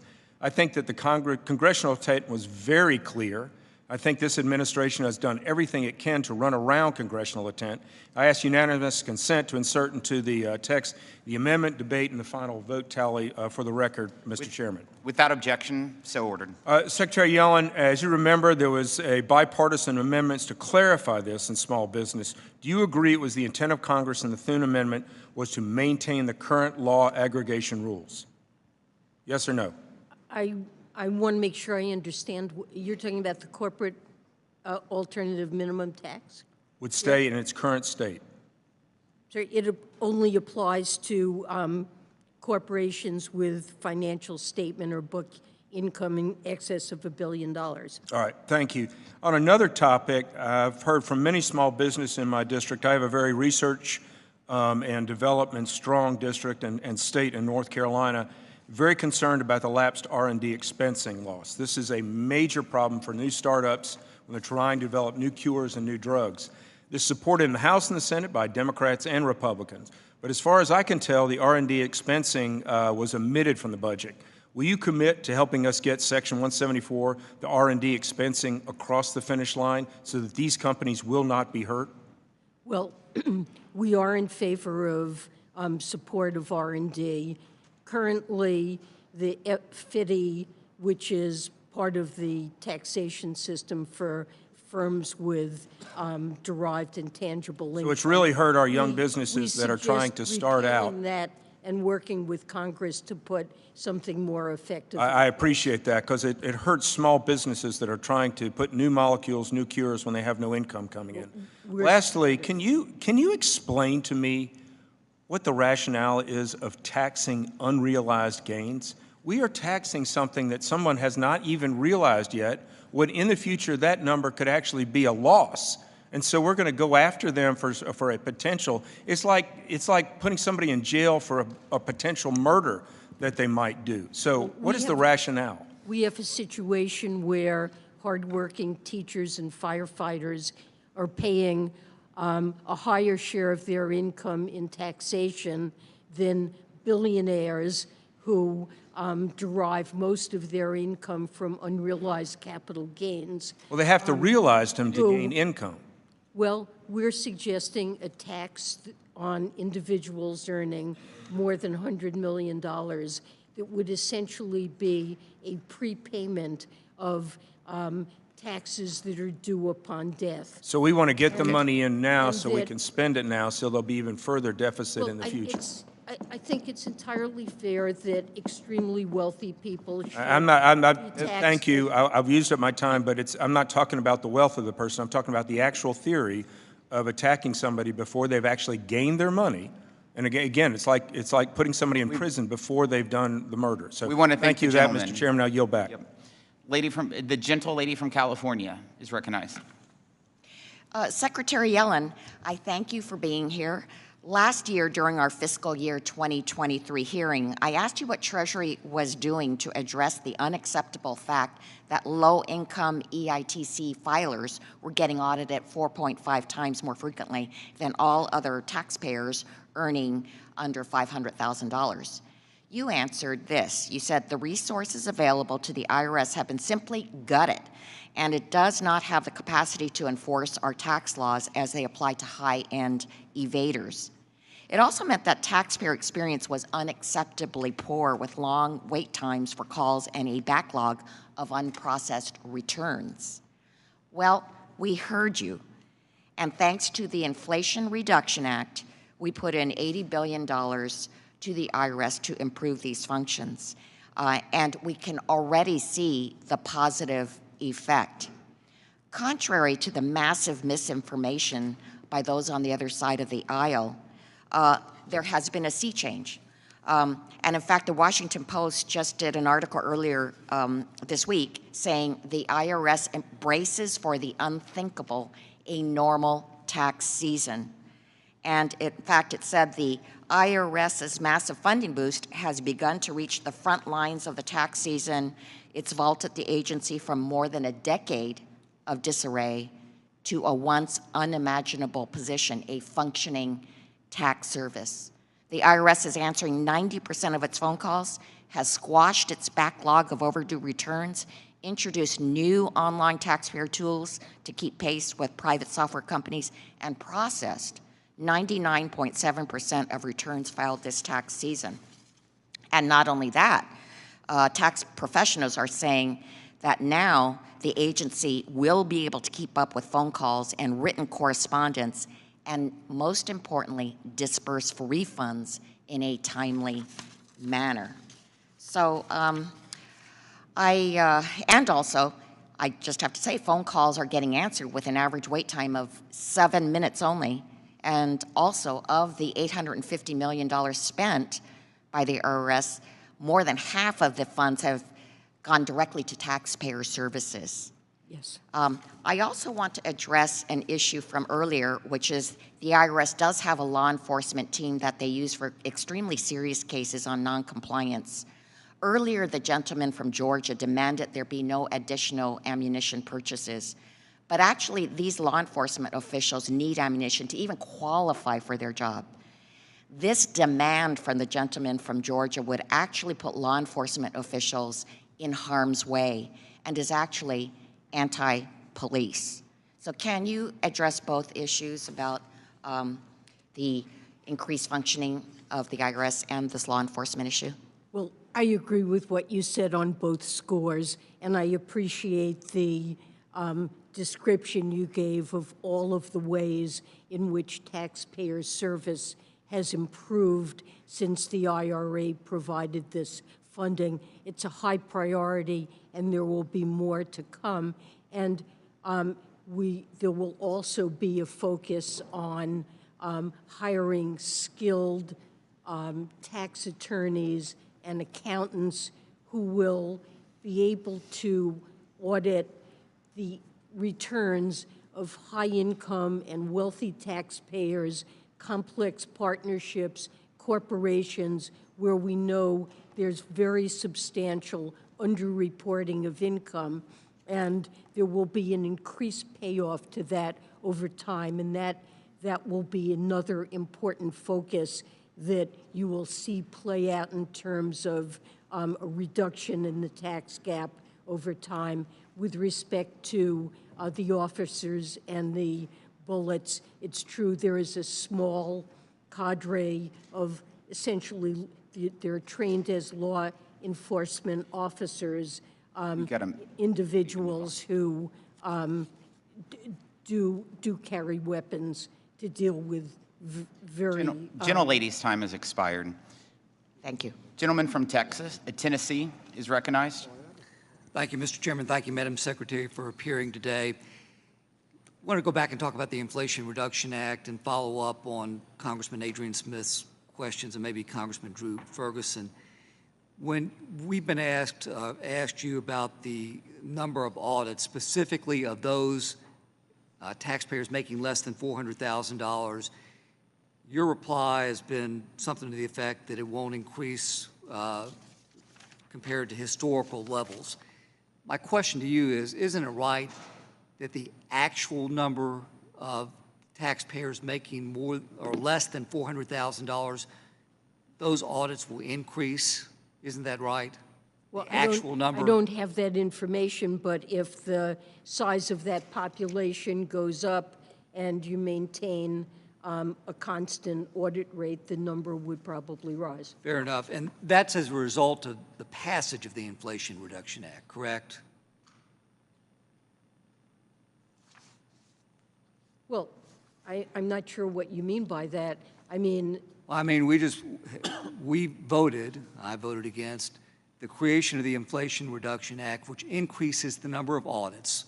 We've established more than 400, those taxpayers more than $400,000. I asked you about the number, not at historical levels, the actual number of taxpayers making less than $400,000.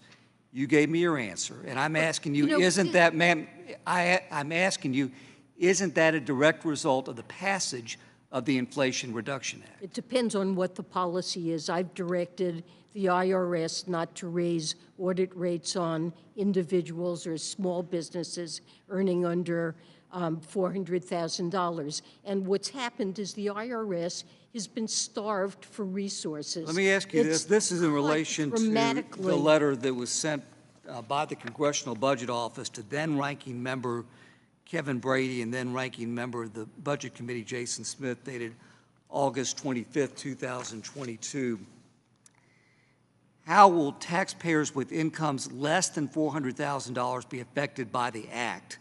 And I realize you don't have the letter in front of you. The Act will affect taxpayers with incomes less than $400,000 in several ways. Activities other than audits, such as collections and automated screening and document matching, are not constrained by the Secretary's directive, and under the 2022 Reconciliation Act, the amounts they generate will be greater for taxpayers with all amounts of income, CBO projects. My question to you is, you don't have any reason to doubt what CBO cites in this letter, do you? Look, we want taxpayers to be able to pay and to pay the amounts that are due. And presumably improvements in technology may raise compliance in ways that are not directly related to the fraction of individuals that are audited. And you know, the failure automatic of screening and document matching for those taxpayers under $400,000 will be increased. You don't disagree with the CBO report, do you? I haven't read it in detail, but fair enough. I'll submit this for the record. You know, we have a $7 trillion tax gap, and the IRS really needs to close that because it undermines the fairness and effectiveness of our tax system, not to have a system that collects taxes that are owed and due. The gentleman from Pennsylvania is recognized. Thank you, Madam Secretary, for being here and for your time today. We appreciate it. I want to address a separation of powers issue and concerns with the IRA.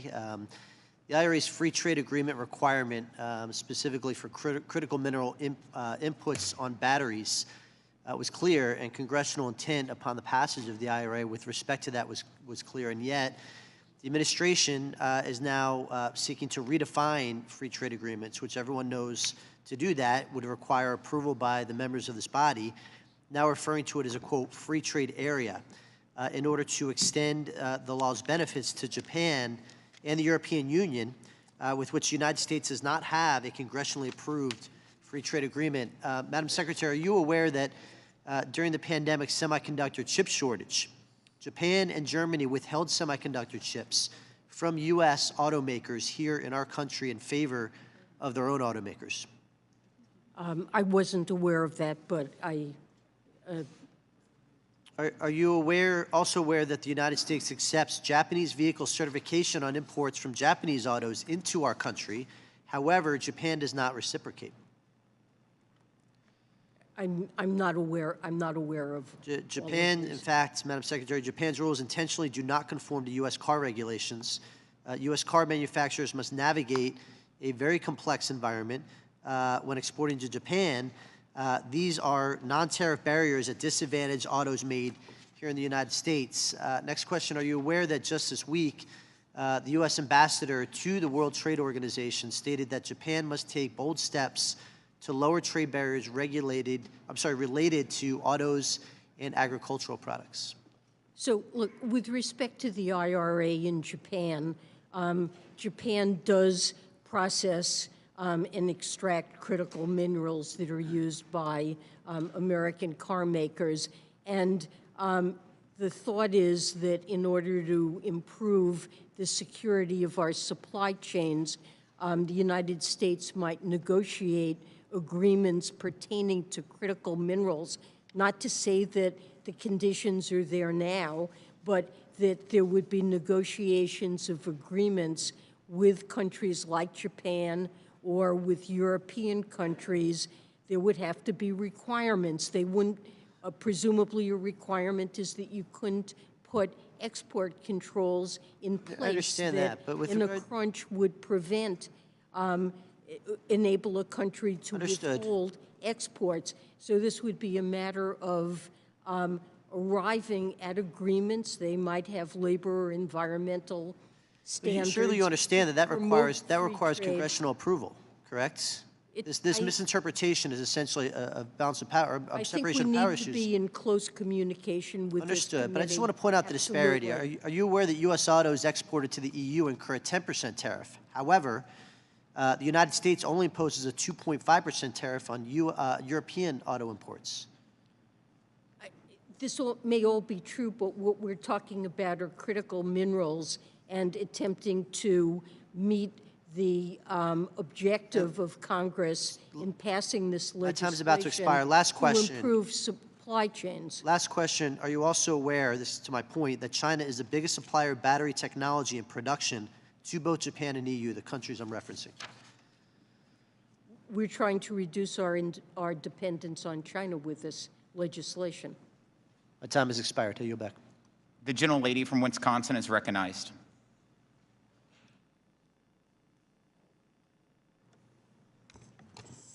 Thank you so very, very much, and thank you for appearing, Secretary Yellen. I have so enjoyed our relationship back from when you were chair of the Fed, and really, you are so qualified to appear before this committee and answer some of our important questions. I have a couple of questions, and if I have repeated things that others have already made inquiry about, please forgive me. I was called away for other business, not more important than you, but just other business. Recognizing tribal sovereignty, I was really pleased to see that the Biden administration included a recommendation to include tax parity for Indian Health Services scholarships, and I'm working with Mr. Schweikert here on the committee and Mr. Kildee here and Congressman Kelly, looking forward to going forward on tax parity for tribal nations, unconstrained by artificial and arbitrary essential government function tests, so that we can increase the effectiveness of the low-income housing tax credit and the new markets tax credits on tribal communities. So I am so happy that you are moving forward that, and how do you think that will will improve our GDP? I think it's an important initiative. The low-income housing tax credit is critical, and I think improving situation with respect to housing in tribal lands addresses a critical need. It really does, because the infrastructure needs on Indian land are tremendous, and so this would create a lot of economic activity. I wanted to ask you, and you're Secretary of Treasury now, but again, you are very brilliant, and you've been chair of the Fed. You say that the Biden budget will cut the deficit by nearly $3 trillion over 10 years. And I am delighted to see that you are not proposing doing that with austerity tactics, like just eliminating, you know, of course we're getting out of the emergency stuff, but the EITC is expanded, the child tax credit is here, SNAP you haven't talked about reducing, you certainly are protecting the ACA, recommending child care, and yes, you want people to get back to work, but the dignity of work doesn't necessarily mean working at $7.25 an hour. How are you able to reduce the deficit by $3 trillion without austerity?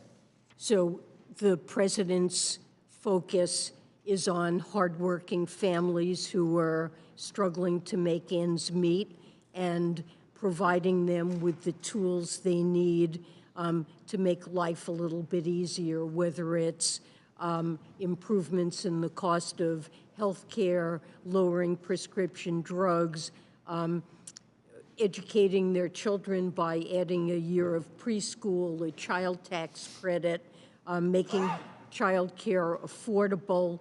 These are ways of giving working families some breathing room, and the budget focuses on that, and it doesn't raise taxes by a penny on any household or small business earning less than $400,000. And it pays for those initiatives by remedying what I think is an unfairness about our tax system, that it lets wealthy individuals, very high-income individuals, and corporations off with lighter tax loads than a school teacher or a firefighter or a policeman have to pay. And so it raises additional revenue in a variety of different ways by asking those high-income, wealthy individuals and corporations to pay their fair share. Thank you so much, Mr. Chairman, and I would yield back. Recognize the gentlelady from New York. Thank you, Mr. Chairman, and before I get started, I just wanted to say thank you to Ms. Sewell, Mr. Davis, and Mr. Kelly. I look forward to working with you on this crucial legislation relating to the new markets tax credit and making it permanent. The credit has delivered for districts in my own upstate New York district, and I'm committed to pushing this priority across the finish line. Secretary Yellen, I just want to say thank you for appearing here today, and thank you for your service. There are so many important topics that we need to be addressed, and Americans are suffering from the biggest price increases in over 40 years. Small businesses like mine and all of upstate New York are feeling the pain of labor shortages and Democratic tax hikes. Taxpayers' personal information is being exposed in massive leaks, and your Treasury Department is actively working to bypass Congress and cede U.S. tax authority to foreign countries. U.S. companies and workers need an international tax landscape that offers certainty, promotes investment and innovation, and incentivizes critical research and development here in America. Instead, it seems like Treasury has unwittingly bitten off more than it can chew by negotiating a deal with the Organization for Economic Cooperation and Development, the OECD, that gives away our tax revenues, reduces the competitiveness of U.S. companies and workers, and erodes overall economic strength. And I know many of my colleagues have talked about this. If this deal were finalized, it would result in fewer jobs and less prosperity for millions of Americans and their families.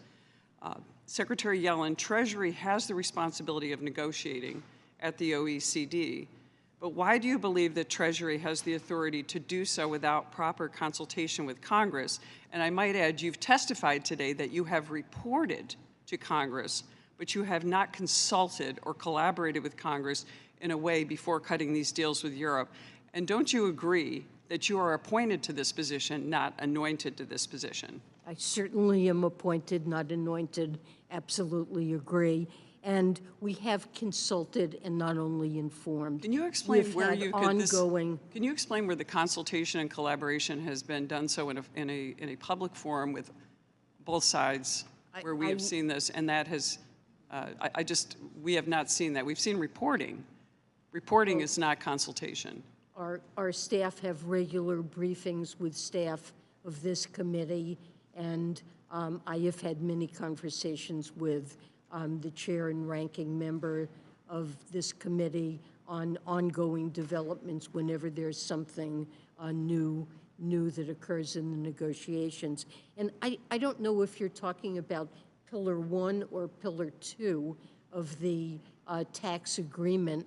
Pillar 2 is certainly something that cedes no taxing rights, is an international agreement by which other countries have If I may reclaim my time, you have allowed other countries to tax our own countries and not, you stood up, again, under the GILTI tax and also the book minimum tax, we got these, and then you didn't fight for a fair treatment of these and these negotiations, so why didn't you protect these taxes, and why are other foreign entities and countries in the agreement allowed to now tax our US-based countries? Well, look, companies, we have every right to tax our companies as we see fit. Congress is not obliged to do anything, but the Pillar 2 does allow punishment by countries that participate in the agreement in a sense of countries that decide they wish to be tax havens. They may undertake, and this is one of their taxing rights, to impose additional So let me reclaim my time. You're admitting that gentlelady's time is expired. That we have given our priorities up to foreign countries. The gentlelady's time is expired. We haven't given anything up. The gentleman from Minnesota is recognized.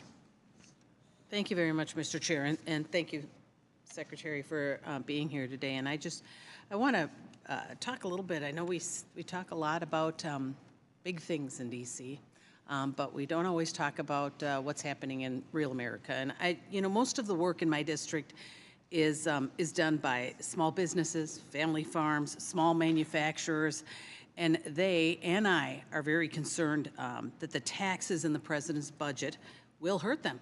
It will affect them. No matter what we say, it's going to affect them. And they are already faced with increased costs, fuel, for farmers, input costs due to inflation in the economy right now. And the president's budget includes more than $300 billion in new taxes on non-corporate taxpayers. Secretary, why does the president believe that now, as we are just emerging from the economic destruction of COVID, we should increase taxes on small family-owned businesses? The president's budget doesn't contain a penny of new taxes on any individual earning under $400,000 or small business earning under $400,000.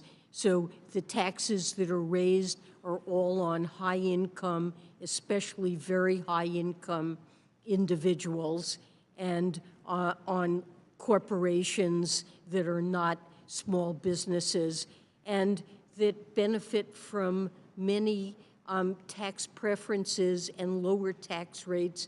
In some cases, income isn't taxed at all, and it results in a situation where many of your constituents who are concerned about rising costs and healthcare costs and the cost of education and are burdened by such costs, it results in a situation where they're paying higher tax rates, higher fraction of their income than a billionaire who earns most of their income. I reclaim my time, and Secretary, with all due respect, I mean, we are facing limits, and so I just wanted to, because I think we disagree on that, and I think that we're reading things differently and understanding what's in the proposal, and I think that's why the chair earlier asked for the legislative copy, the legislative language of it, because, and I'm reading the Green Book. I'm sorry, the Green Book contains I'm looking at much description Ma'am, as I'm you looking could. at it, Secretary, I'm looking at it right now, but I think that's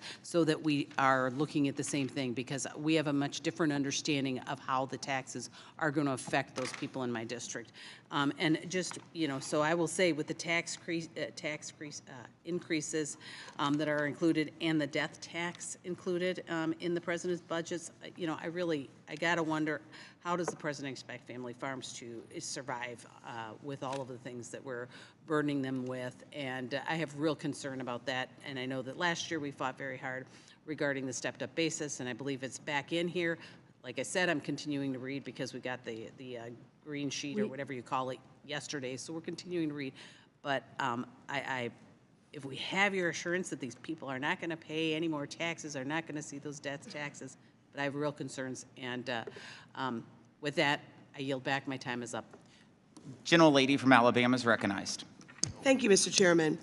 Madam Secretary, thank you for being here today to provide further insight into this administration's budget request. It is my belief that our federal budget must present opportunities for all Americans to achieve economic prosperity. This is done so with the commitment of significant investments in communities, especially those communities that have lived on the margins due to economic circumstances. I can think of no better tool to achieve the kind of leveling the playing field in marginalized, vulnerable communities than the new market tax credit. I want to join Representative Tenney in applauding President Biden's proposed budget for including a permanent extension of new market tax credits. This crucial tax credit has been instrumental in promoting economic growth and development in underserved communities, creating jobs, expanding businesses, and including access to health care, job training, child care, and other important social services.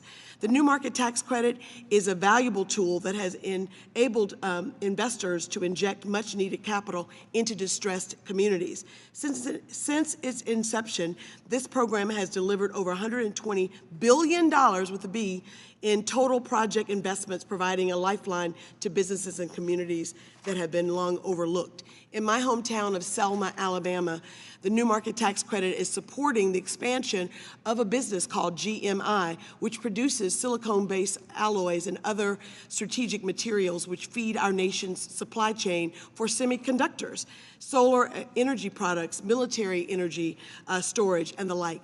The expanded facility in my hometown generated 100 skilled jobs. It is this level of success that I would like to see replicated in districts all around the country. I know that this is currently in the proposed budget, but I want to assure you that it has bipartisan support. In the 117th Congress, I introduced the bipartisan legislation to make the new market tax credits permanent, H.R. 1321, and we had 126 co-sponsors. I look forward to working with my colleagues like Congresswoman Tenney and also reintroducing a similar piece of legislation.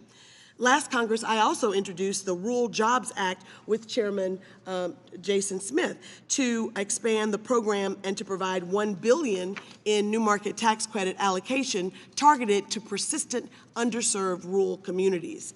My question is, can you elaborate on how this tool can be used, why it's so important that we make it permanent, and how you see this affecting underserved communities all across this country? Well, I agree with you. I think it's a very important tool to promote investment in communities that have historically been left behind and can be a real spur to economic development, and that's why the budget does propose to make it permanent. And I would say more broadly, a priority of the Biden administration has been a focus on place-based policies so that communities that historically have suffered, we've had areas of the country that have grown very rapidly, seen Absolutely. big increases in income, and others that have lagged.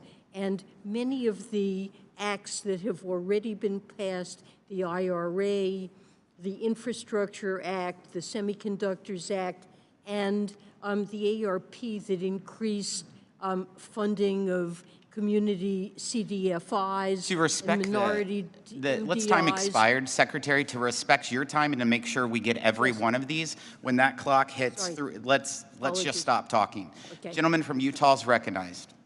Secretary Yellen, thank you for being here.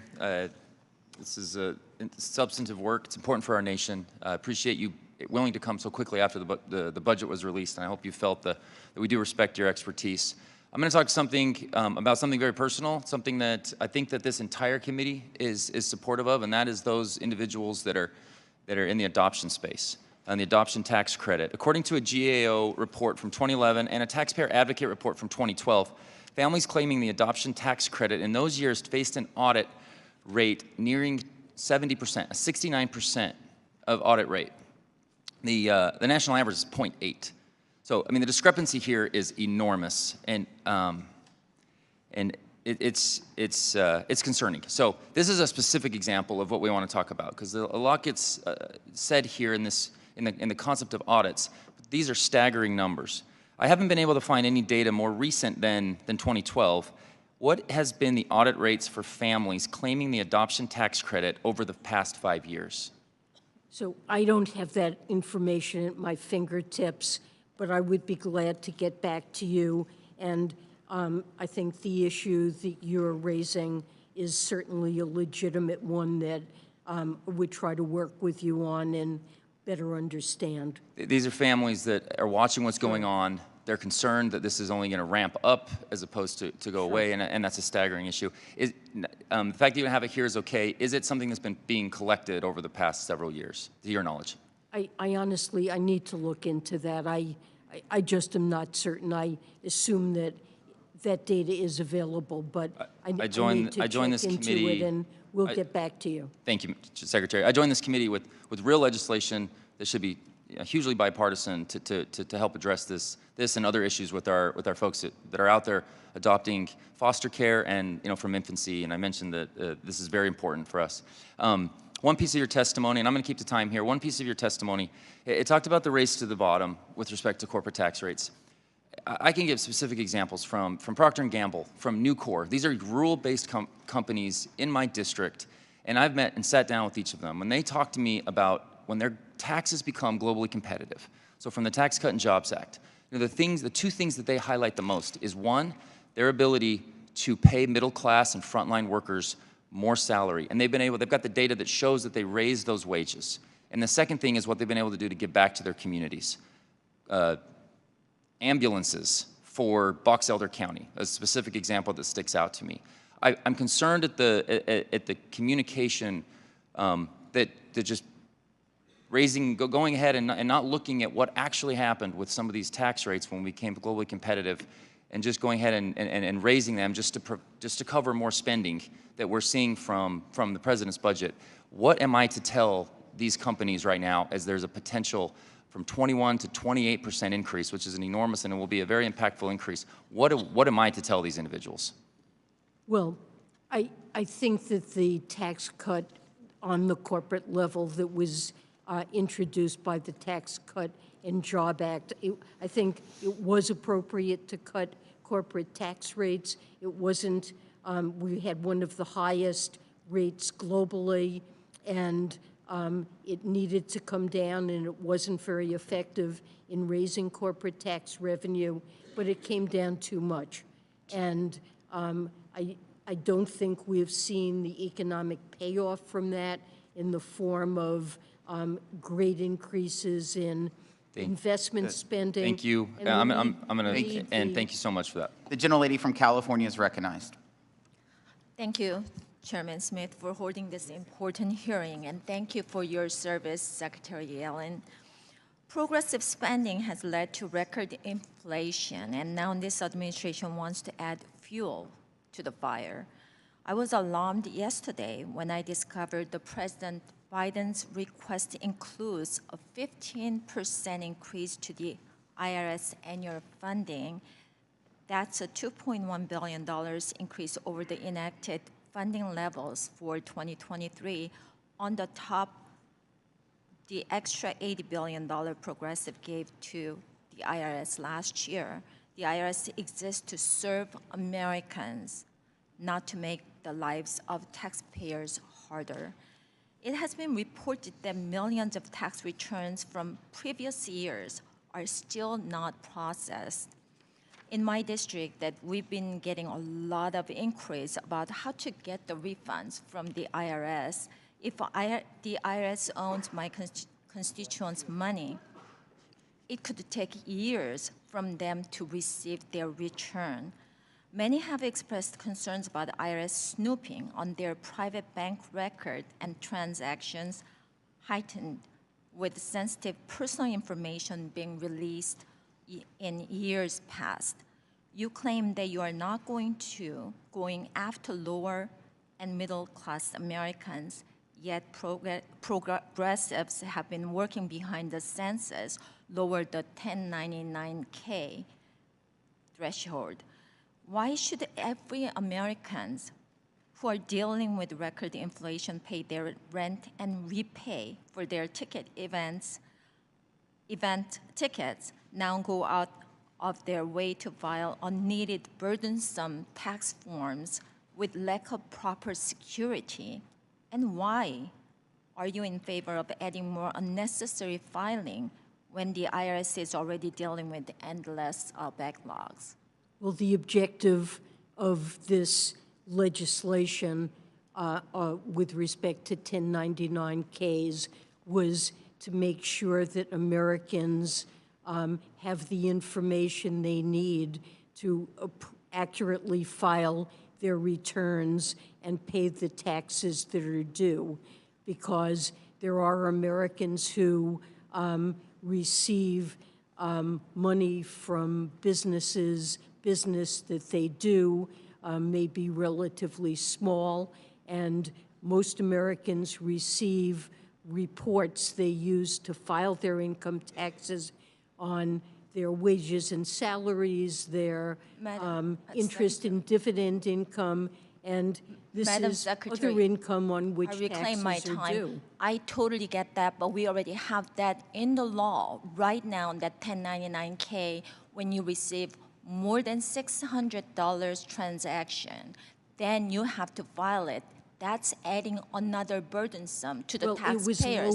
It was lowered in the ARP from, I believe, $20,000 to $600 because many Americans who earned less than $20,000 probably weren't getting that information and paying the taxes that were due. And it's, this was in the law. The IRS needed to implement what's in the law, and it's up to Congress to decide what the right.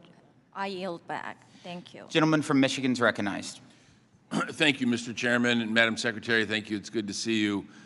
First, let me just comment. I listened to Mr. Fitzpatrick's questions and comments regarding trade authority, and I just want to state the record that we don't agree on everything across the aisle, but I think there is general concern about the direction of trade negotiation and where that authority lies, and I look forward to further conversation with the administration to provide greater clarity and to protect the prerogatives of Congress in that respect. We learned a lot, Madam Secretary, during the pandemic about supply chains, what can go wrong when we rely too heavily on other countries, particularly China, for example, for critical goods and components that are essential to our economy. And I was really proud to work with the administration on the CHIPS and Science Act, the Inflation Reduction Act, both of which will support American workers, bringing manufacturing jobs back to our country. In my district, I happen to have a company, Hemlock Semiconductor, that makes polysilicon, a base material for both semiconductors and for solar panels. Included in the CHIPS and Science Act is a tax credit to onshore production of these really important materials. As Treasury drafts its guidance for this credit, does Treasury plan to include the entire supply chain of semiconductors, including polysilicon? So I think we're in the process of drafting those regulations. I don't have the answer to your question, but we would value your input on this, certainly take it into account and get back to you on this matter. I appreciate that. I'm certainly not in a position as a single member of Congress to express congressional intent, but I know as I was working on this legislation, this is certainly the sort of application that we had in mind for the credit, and so I'd ask you to take a very close look at that. Certainly, we will do that. The Inflation Reduction Act also supports domestic manufacturing of solar panels. Yes. Right here in the U.S. instead of relying on those produced in China. I worked on legislation to do this because it makes sense for us to trade foreign dependence on oil to foreign independence on solar panels. We don't want to do that. Of course. Our legislation includes a domestic content bonus to spur domestic manufacturing, not just domestic jobs for installing solar panels. So a strong domestic content standard will enable larger investment in U.S. solar manufacturing. Does Treasury plan to issue any guidance that incentivizes domestic manufacturing for across the solar panel value chain? Similar question to my first question. So I believe we're in the process of, we have rules that we have to write in connection with claiming those credits, and there are an enormous number of rules that we need to write. We have prioritized some of the most urgent ones, but we will be producing a rule on that. Thank you very much. I appreciate that, and thank you for being here. I yield back the balance of my time. Recognize the lady from Texas. Gentle lady from Texas. Thank you very much, Mr. Chairman. You know, for a party that can't even define what a woman is, I find it rich that some of my Democrat colleagues want to highlight International Women's Day and go after as if we are supposed to go soft on the Secretary today. I'm going to demand that everybody treat us as equals and don't demean us just because we were born with ovaries. I don't care if it is International Women's Month. It's disturbing that this administration continues to peddle the big lie that people making less than $400,000 are not paying more in taxes. You said it yourself this morning that people making less than $400,000 won't pay a penny more in new taxes, not a penny more. And maybe you need to get out of D.C. more, because a lot of us are paying more in new taxes. Let's just review a few. Income taxes. Wages have artificially increased, but because of inflation, the dollar value has actually decreased. So many people that are making less than $400,000 that saw wage increases are now paying more in income taxes, correct? Well, we don't have perfect indexation. Fuel taxes. Gas prices have increased from a national average of $2.35 when Biden took office to now $3.41 a gallon this week. So are people making $400,000 paying more in fuel taxes? More in fuel taxes? Correct. Yes. So sales taxes, groceries have increased by 12%. Eggs have increased by nearly 60%. Flour is up over 21%. Used cars are up over 9%. Are people making less than $400,000 paying more in sales taxes for simple things like food? Okay, ad valorem taxes. Housing prices have more than doubled in many markets around the country. A lot of times, that's dependent on how much people are paying in ad valorem taxes. So would you agree that people making more than $400,000 and own a house are paying more in ad valorem taxes? Well, these are often state or local taxes. Oh, sure, but we're talking about taxes, and here's the problem. When you're stuck in D.C., we don't see beyond D.C., but people are being taxed to death and are absolutely sick of it. And when you said people who make more than $400,000 are not being taxed a penny more, I guarantee you they would disagree with that. What I said was that the president's budget... People are paying more than they have in taxes, even if they're making less than $400,000, and it is a direct result of policies that have come out of this administration. And it's alarming that y'all don't seem to understand that over-regulating, overspending, and increasing debt contributes to increased inflation. All of us are suffering from increased inflation, 14.4%. And yet, this administration keeps throwing its hands up and saying, it's not our fault, we didn't do anything. You've had party rule for the last 2 years. Take some responsibility. The president is Last June, you told this committee that spending had come down and that there was no doubt that inflation was too high. And yet, the Inflation Reduction Act that you just lauded used budget gimmicks and, in fact, added $745 billion in new spending. And now the president has come out with a massive budget, $7 trillion almost of spend, and then $4.7 trillion of new tax hikes. That meets the very definition of tax and spend. And is that not a return to increase in spending? The president's budget and the laws that have been passed reduce many burdens on American households. It makes health care through the ACA far more affordable than it was. It Gentleman prevented from, the increase in gentlelady has premiums. yielded back her time. The gentleman from Iowa is recognized. Thank you, Secretary Yellen, for being here today. Greatly appreciate it. Both Congress and the U.S. companies have been sounding alarms about Pillar 2 since the model rules were released in December of 2021. You know, the concerns, obviously, of how it was negotiated and also what was exactly agreed to. But I want to focus on probably the most common issue that I'm hearing about from our companies. Under the agreement, non-refundable tax credits can bring a company's U.S. Pillar 2 effective tax rates below 15% minimum. As you know, our tax laws are full of non-refundable business tax credits enacted by this committee over the decades, most notably the R&D credit. Other countries like the United Kingdom were able to protect this credit in their negotiations. And I'm trying to understand why the Treasury Department would agree to curb and eliminate this incentive created by Congress to encourage investment, because we saw it beneficial to this economy. So the question is this: Secretary Yellen, why did the U.S. Treasury not try to negotiate rules that protected the U.S. R&D incentives in the same way the U.K. did, in the same way other European countries did, and we lost ours?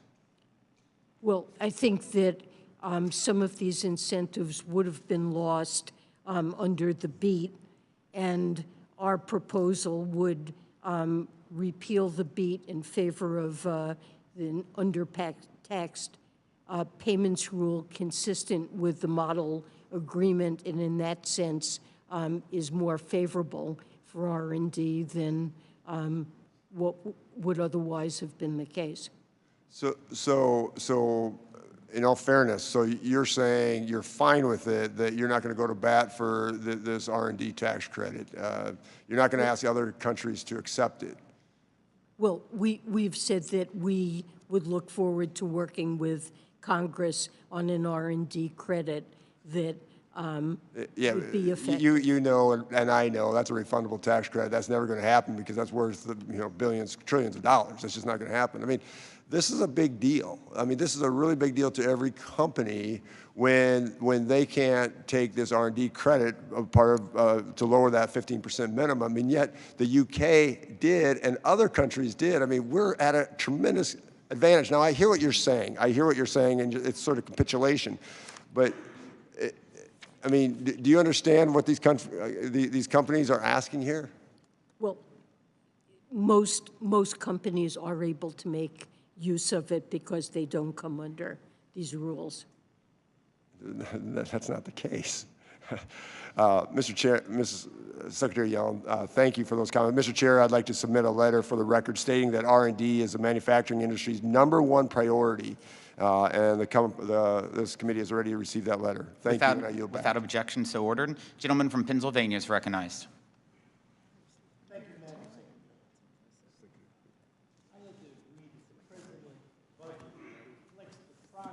Would you turn on the mic? Thank you, Mr. Chairman.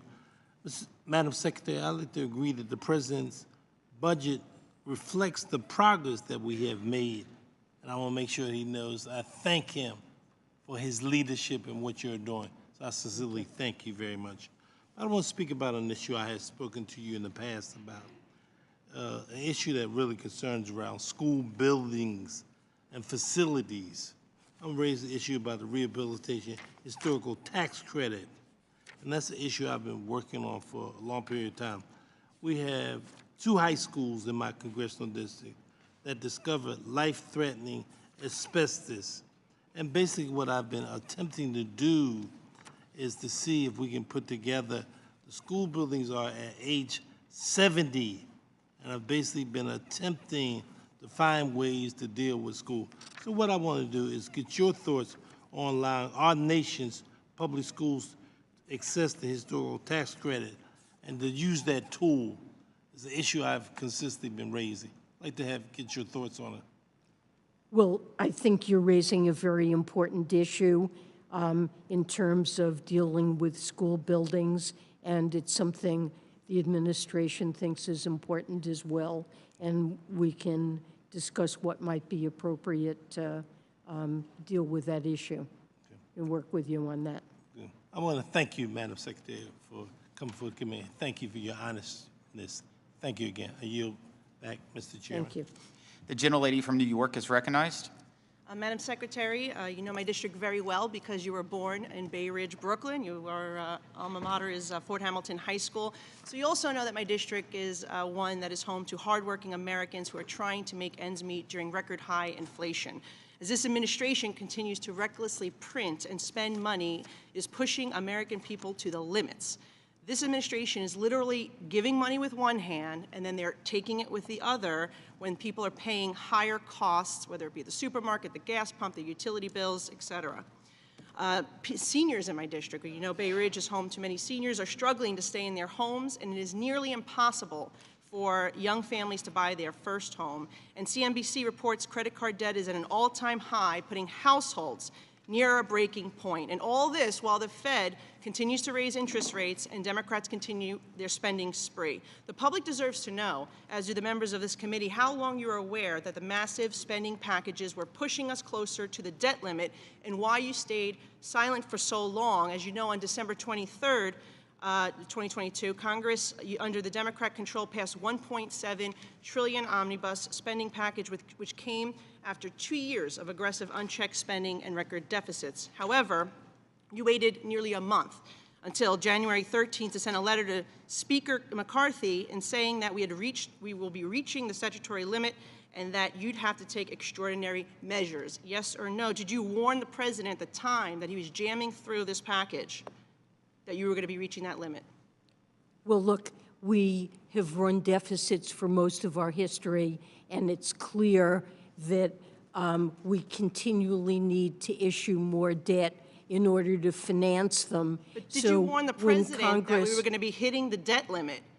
Or did you wait? Did you purposely wait? Or did you tell the president? The president knows very well that we would reach the debt limit, and members of Congress know that as well. And we sent you, we sent Congress, as we always do, a notification when it became clear that we would reach the debt limit. Were you told by anyone in the White House not to say anything during that time of negotiation? Of course not, and it's very clear what the outstanding debt is. It's entirely public information. It is true, but I find it odd that that 3-week period between when that package passed or when it was even negotiated, that you didn't say anything as the Treasury Secretary to sound the alarm that we were heading down this, that we were going to you're going to have to take extraordinary measures. It seems like something that the American people would want to know while they were jamming through this excessive package. But I'll move on to say that the Federal Reserve continues to raise interest rates to slow the amount of money circulating through the economy to drive down demand for goods and services with the goal of lowering prices and reducing inflation. But this, as you know, will not work. It does not work when government spending and the printing of new money continues at unsustainable levels, reducing the value of the dollar.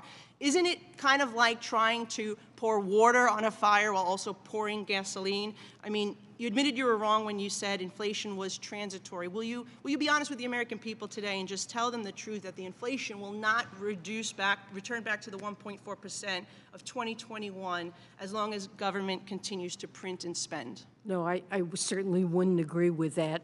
And this year, the federal budget the deficit has declined substantially, and there's been a reduction in fiscal impetus toward I understand. inflation. We're still at 6.4%, and we were at 1.4% at the beginning of this administration. I believe as long as we keep printing this money, we will never get back down to that inflation. So I hope you will pass that on to the administration. Thank The you. gentlelady. Gentleman from Ohio is recognized. Madam Secretary, thank you for being with us today and appreciate your service to the country. Thank you. I'm going to go through a statement. I'm going to try to keep my time brief. I'm a firm believer that those who don't know history are doomed to repeat it. And so I'm just going to go back as we have time to go through the Green Book and obviously look at all the, dive into the budget. But on March of 2021, you said there was only a small risk that inflation would be a problem. And on May 2nd of 2021, you said you don't believe that inflation will be an issue. On May 27th, you stated that the recent inflation we were seeing at the time would be temporary. You also said that you believed interest rates would stay low. Then on October 29th of 2021, you said that monthly inflation rates would return to levels close to 2% towards the second half of the year. When referring to the Biden administration's infrastructure spending proposals, you actually said, I don't think these investments will drive up inflation at all. You even went as far as to say that these spending packages were actually anti-inflationary. Finally, on June 1st of 2022, you conceded that you were wrong about the path that inflation would take. And as we all know, we were also wrong regarding your projections of the interest rates. And as the Fed right now is signaling that more rate hikes will probably happen until inflation gets under control. Makes me wonder when we're going to get off the spending merry-go-round. But with that, I really would like to focus on just a couple things because energy is something that's very important. But perhaps the biggest failure I've seen in U.S. sanctions over the last 2 years has been the inability to stop Iranian oil exports to China. And I appreciate the administration's recent sanctionings of the companies involved in the Iranian illicit oil trade. However, I'm concerned that these efforts are insufficient. So, real quick question, then I'm going to yield back. Would you agree our sanctions have been ineffective in stopping Iranian oil from being exported to China? My sense is that there is, I need to look into that more fully, but probably our sanctions have not been fully effective. We are constantly looking to enforce them better and to step them up in order to meet this objective. So, thank you. Thank you, Madam Secretary. Mr. Chairman, I yield back. Gentleman from Illinois is recognized. Thank you, Mr. Chairman. Madam Secretary, thank you. Thank you for giving us a little bit extra time so we all have a chance to ask a question. It's greatly appreciated. And I want to commend the administration's work bringing the world together to try to address tax policy.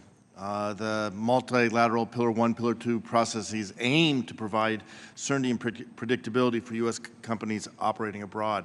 That said, I do believe we have to ensure that the U.S. remains committed to following through on these efforts, working with Congress, and protecting the competitiveness of U.S. firms to ensure that we not only are growing American companies, but we are starting new companies and inspiring other countries to come here. So I thank you on that. I want to ask a quick question on the debt ceiling. I'll go home this weekend and I will hear from all of my constituents what's going to happen, what's going to happen.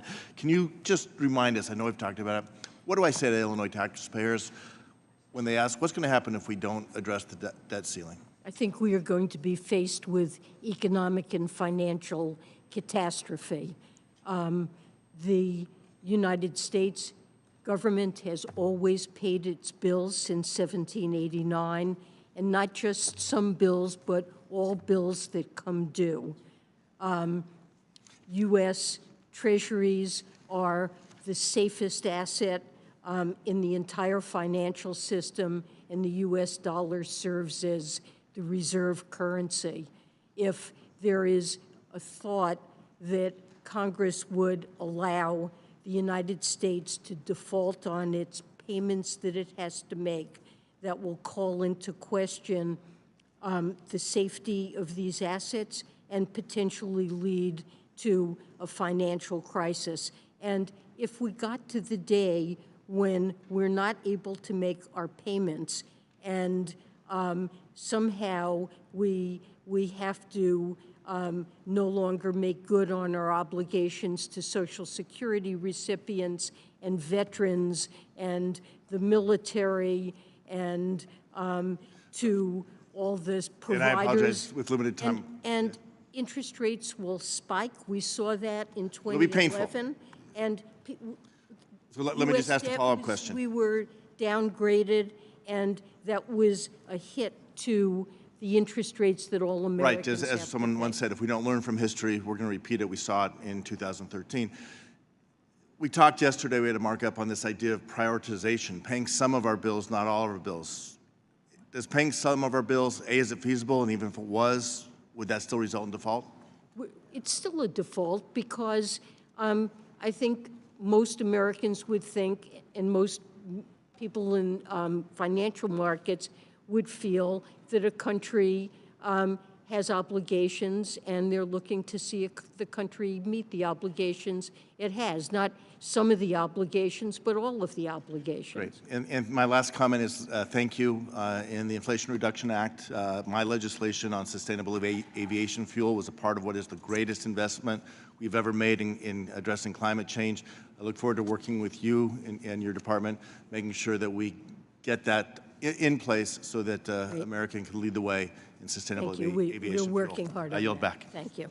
The gentleman from California is recognized. Thank you, Mr. Chairman. Thank you, Madam Secretary. It seems that right now you have policymakers trying to bring about a managed slowdown of our economy, and you have investors trying to figure out if the economy is going to have a hard landing or a soft landing. But also, it seems because the economy is so stubbornly successful right now, we're trying to figure out if the economy is going to land at all. And so that's because the American economy right now is strong for a number of factors. And consumers and firms especially in major economies, they're in good financial health. Yes. But the acceleration of our economy means that the recession may not be imminent, is what we're seeing right now. So despite some of the complaints that we're hearing, it seems that we do still have to figure out a way to slow down the economy by bringing down inflation so that we can bring down inflation. And we have to figure out, does that mean, do we raise interest rates to get inflation to that 2% target? Now, as you know, when you talk about rate adjustments and when they're made, there are long and variable lags for which and how they work. But experts are thinking that the previous interest rates that were just made, they might have been already played out. So looking forward now, where do we go? Do we accept this continued inflation, or do we have to continue to raise interest rates for a second year in a row? And if we raise those rates, what is appropriate, Madam Secretary? So, this is a matter we leave up to the best judgment of the independent Federal Reserve.